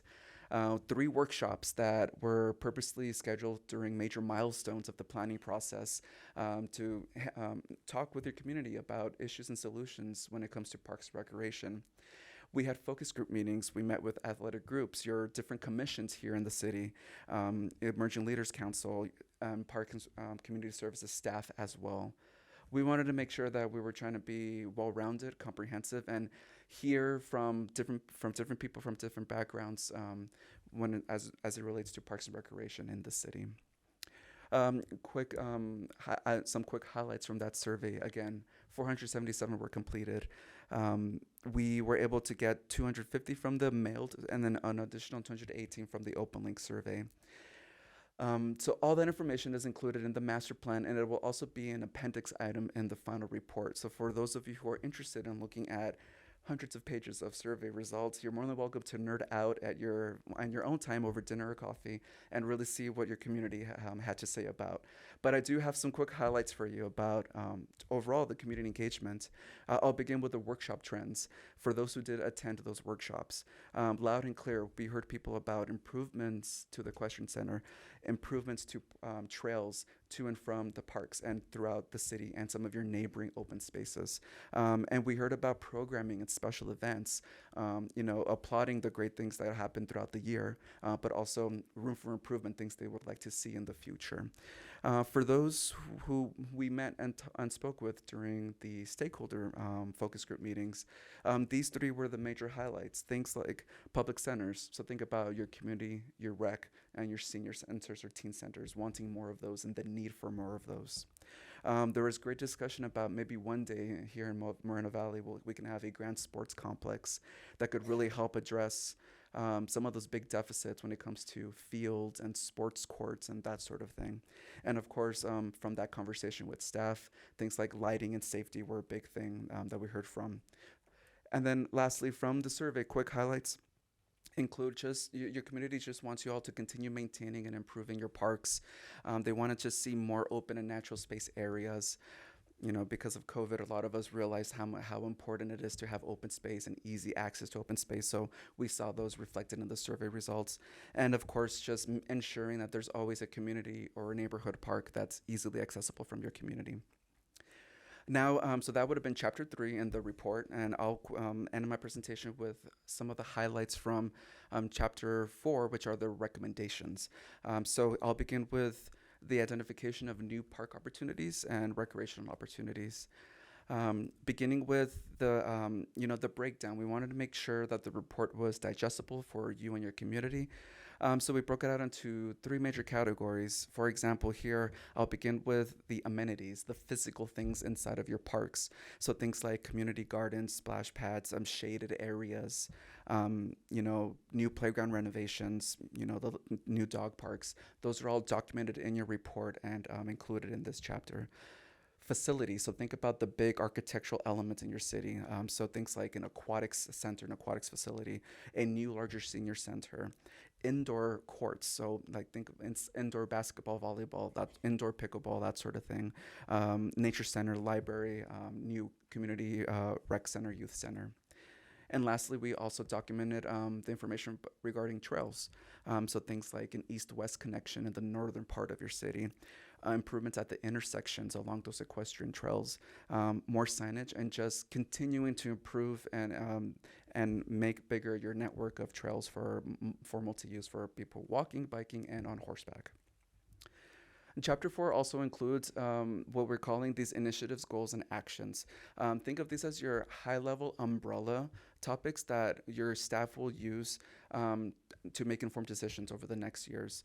So we have those initiatives that are the overarching topics. We have those objectives that help specify a little bit more. And then, of course, those actions, which are those well-defined steps. So we have those 8 topics that you see on your screen, trying to be all-encompassing when it comes to all of the things we can think about when it comes to Parks and Rec. So you can read more about those under that section. I'll continue with just highlighting some of the exciting things. Often I don't get to propose new parks for my projects in Southern California because most of the cities I've worked in are fully built out. That is not the case here in Moreno Valley. There are opportunities. And so working with your staff and your community, we presented these ideas. And in the report, we are acknowledging and identifying 7 potential park sites that have been filtered, that are city-owned, that are vacant right now, and it's just for you all to think about. It's in the report. If the opportunity arises, you can point back and use this information to help target next steps. But yeah, if you were to add up these potential 7 new parks that you see on the screen, you could potentially be adding up to 94 additional acres of parks for you and your community. So that's very exciting. Again, that's not something I often get to show and present for council members. And it's, we have additional maps in this chapter kind of showing that these 7 parks are located in residential areas that currently have a gap, that there is a need for park space. So we try to be thoughtful in the selection of these as well. And so that's explained in the chapter as well. There are more tables and more information about how these new parks can continue to improve the overall tallies of park acreages and how your numbers can improve in the future if these were to become a reality. So that's explained in more detail in the report itself. Now, it's difficult also to try to identify more and more parks throughout areas that there are existing gaps. But so what we wanted to do is at least provide a halfway point. We've identified park priority areas. So we have 4 regions that you can read about in the report. But these are areas that still we've identified as park needing for a park, but would require additional work. So you at least now have something to point to, and we would encourage you to continue having conversations about how we can improve accessibility to parks in these 4 areas that are identified on your screen and in the report as well. We have we summarized and we've included some trail recommendations because, of course, that was part of our scope of work. So we compiled trails identified from your general plan. We've talked to community members about new trails and intersection improvements. So all of that is also included in this master plan that hopefully you and your team can use to, again, continue making improvements. Some of them are short-term, easy fixes at intersections like signage. Some of them will take a little bit longer, right? But I feel confident that you can use this master plan to guide and make decisions in the future. Lastly, I just want to highlight this park infill analysis. This was presented at both workshop number 2 and workshop number 3. This is the part of the report where we tell you, okay, we know there are deficits for certain things in your city, like we need more basketball, we need more tennis, volleyball, et cetera, et cetera. How can we start addressing some of that? Well, we went through a process of analyzing every single one of your parks, trying to see if there were spaces that are where it's underutilized. Maybe it's just a piece of grass, or maybe an area that wasn't designed well years ago. So we went through this process to identify these opportunity areas, and then we've provided you guidance. It's meant to be flexible, but there's guidance as to what could you do in these areas that can then help address some of those deficits that were identified in Chapter 2 of the report. And these were vetted by the community and staff, and in the report itself is kind of like our filtered recommendations as to what could take place here. There's redundancies, of course, built into this section of Chapter 4. Again, it's meant for you all to have some flexibility, but it was done with intention of making sure that we're addressing some of those citywide deficits and those opportunities. So There are many parks identified in this section of Chapter 4. And then other things, just to end my presentation, is, you know, more numbers, more tables. We need to be objective, right? But we need to balance the objective with the subjective nature of these kinds of master plans. So we have guidance. We've provided you some implementation goals, some guidance, again, to try to figure out what are those short, mid, and long-term projects that your staff and you can explore.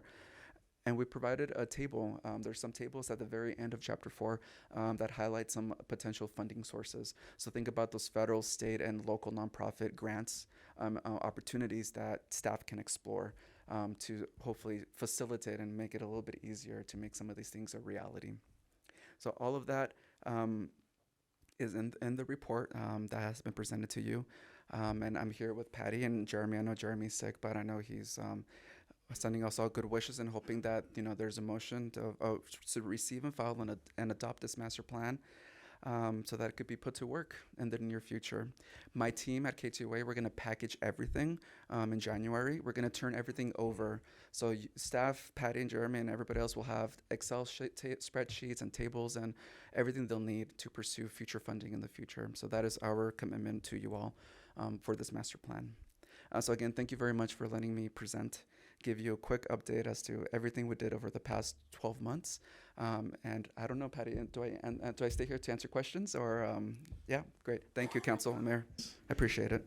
Thank you so much for that presentation. And, you know, you've been at this, you and your team, I think for almost a year, if not more. So it's nice to finally see the conclusion of all your work. But first up, we will go to Councilmember Marquez. I want to thank you for your hard work. Myself and Mayor Pro Tem Delgado, we did review this at our last Parks and Community Committee, and we thought it was awesome what you guys did and all the new and exciting recommendations for the city. So we did approve it to bring to council for their education on our parks. So thank you very much. Thank you, Councilmember. Thank you, Councilmember. And are there any other requests for comment or any further deliberation? Any questions? Great job.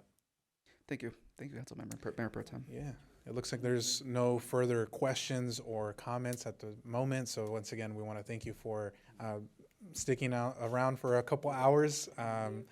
Yeah, a lot of exciting stuff. This has not been my worst. 1 a.m. has been my longest one. So. Not done. Oh, you're not done? Oh, okay. Well, I'm gonna head out. No, I'm just kidding.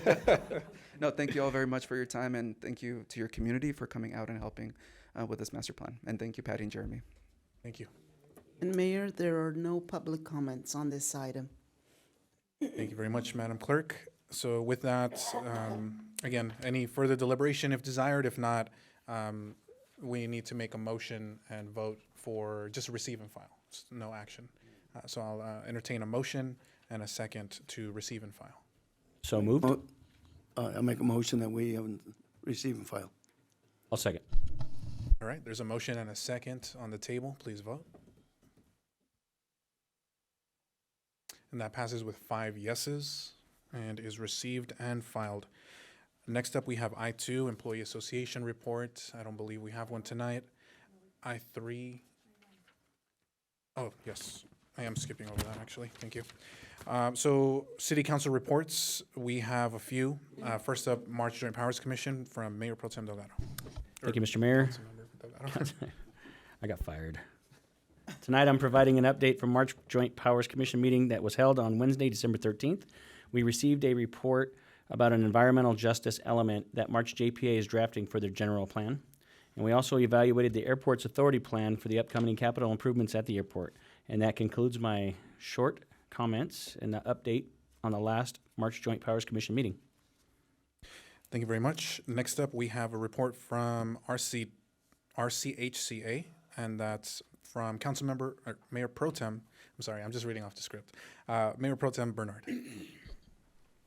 Thank you, Mayor. Tonight I'll be reporting on items covered at the Riverside County Habitat Conservation Agency Board of Directors meeting on December 14th of 2023.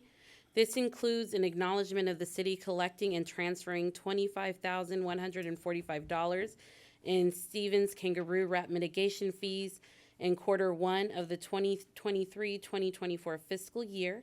And that concludes my report. Thank you, Mayor Pro Tem. Next up is RCTC. I'll be providing a brief report for the December 13th Riverside County Transportation Commission over at the Board of Supervisors meeting room. The commission approved all the items that were on the consent calendar and selected the following to lead the commission. So the new chair for this next year will be Lloyd White from the city of Beaumont. The new vice chair will be Supervisor Karen Spiegel for District 2. And the second vice chair will be Raymond Gregory from Cathedral City to lead us for the next year. So that'll conclude my report on the last Riverside County Transportation Commission meeting. And the last report we have is for WRCOG from Councilmember Baca Santa Cruz. I gave that report at the last meeting. I don't have a new report.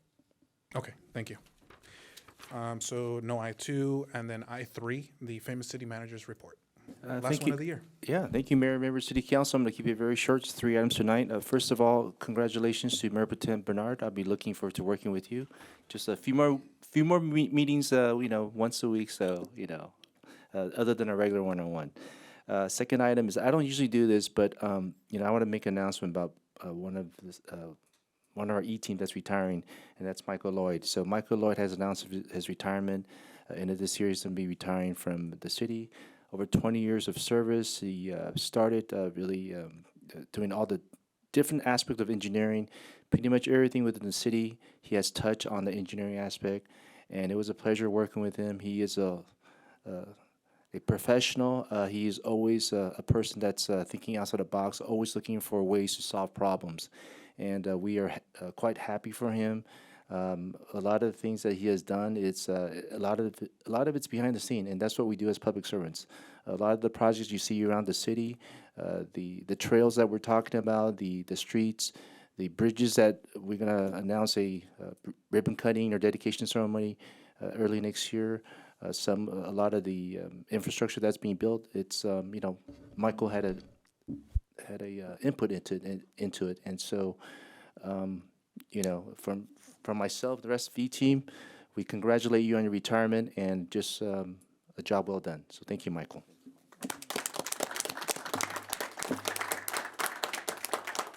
And finally, as Mayor alluded to, this is the last meeting of the year. As you can see that some of our E-team we're getting exhausted, so we're going to get some well-deserved rest. But also, I want to wish the mayor, the council, from behalf of myself and our E-team, have a happy holidays and a safe holidays. So thank you very much. Thank you very much for that, Mr. City Manager. So that brings us to the council closing comments, and we'll start off with Councilmember Baca Santa Cruz. It's been a long night. I'm going to make this very short. I just want to say that I did attend a couple events this week. Plenty of events in December, so it's been a full calendar, but I did attend with Councilmember Bernard, the supervisor's Christmas gathering last week. I was also invited to shop with a cop, so thank you, Chief Reichel, on Saturday. That was a great opportunity to be able to join the Sheriff's Department over at Walmart and be able to provide an opportunity for a child in need to go on a shopping spree, basically. Accompanied with a police officer and myself. It was really nice to see the parents just so happy. The kids were so excited. Santa Claus showed up, and they were able to make gingerbread houses at the end of the shopping spree. So it was a great event. Thank you so much for putting it on. I know it takes a lot of effort and a lot of collaboration with all of the entities who joined together to make this event so special for our community. So thank you for doing that. And I did see that you have a few more events as well as driving Santa Claus around town. So thank you for everything you do. And happy holidays. Thank you. Thank you. Next up is Councilmember Marquez. Yeah, it's been a long night, so I'll make it short. Happy holidays, everyone. We'll see you next year. Be safe. Thank you. Next up, Mayor Pro Tem Bernard. So I would like to first thank my colleagues for voting me to be Mayor Pro Tem. I also want to thank all the residents that came out tonight. I appreciate all of you guys coming out to voice your concerns. And I'm going to keep it short and sweet. Also, as Councilmember Baca Santa Cruz said, we did attend Supervisor Gutierrez's holiday party. So that was fun to hear about the things in the district and to visit his office within the district. I also would like to just tell everyone happy holidays, happy New Year, stay safe. Don't drink and drive. I'm still on that because New Year's is here. So please don't drink and drive. And remember, if there are no presents under the tree, it's okay because family is the greatest gift you will ever receive. Thank you, Mayor Pro Tem. Next up, Councilmember Delgado. How do I fit it? How do I follow that every time? No more. Actually, next year it's different. I'll go before you. First and foremost, Michael, it was an absolute pleasure working with you. You're going to enjoy retirement, but don't fail at retirement. Don't be a failure at retirement. Stay retired. Do what you want to do. It's time. It was an honor to work with you, and I know you spent the last year as the assistant city manager, and you did a great job for us as a city. So thank you very much. You're going to be missed. I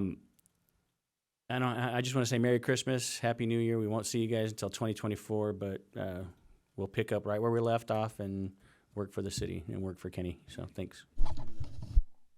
Okay, Councilmember Marquez has 2 minutes, so I'm on the clock. So just a couple of things here to close off. Again, not to belabor the point, but Michael, congratulations. I look forward to one day retiring. I still got some time to go, but just the way that you've been able to just carry yourself, and it's not easy, especially as you move up in the leadership chain, right? It gets a little bit more complex and complicated, but you've just, A++. You've done an absolutely amazing job, and just in my 7 years of working with you and seeing you move up, I'm just so happy for you. And now you're riding off into the sunset, and I hope you stay and continue, like Mayor Pro Tem said, enjoy retirement, and we wish you all the best moving forward. So thank you for your service. I was able to attend, I got invited for a press conference actually with City of Riverside Mayor Locke Dawson and Congressmember Takano to announce grant funding that the Congressmember was able to secure for us in Congress for the Safe Streets program that we have. So I just want to give a shout out to Mayor Locke Dawson and Congressmember Takano. Also, Councilmember Aaron Edwards from Riverside was there, and Councilmember Baca Santa Cruz also was in attendance. So just want to give a shout out to the Congressmember for bringing some more resources home. In typical Ulysses Cabrera fashion, definitely want to focus on homelessness and addressing that next year. So that's something I'll be working on, hopefully, together with everybody here. Was able to participate with Power Speaks Louder for a toy giveaway. They collected over 2,000 toys. I brought a couple. It was just nothing compared to 2,000. So just want to give PSL a shout out for the work that they're doing. And with that, just under 2 minutes. So also wish everybody happy holidays, Merry Christmas, Happy New Year, and we'll see you in 2024. Have a good night. We'll go ahead and adjourn tonight at 10:15 p.m.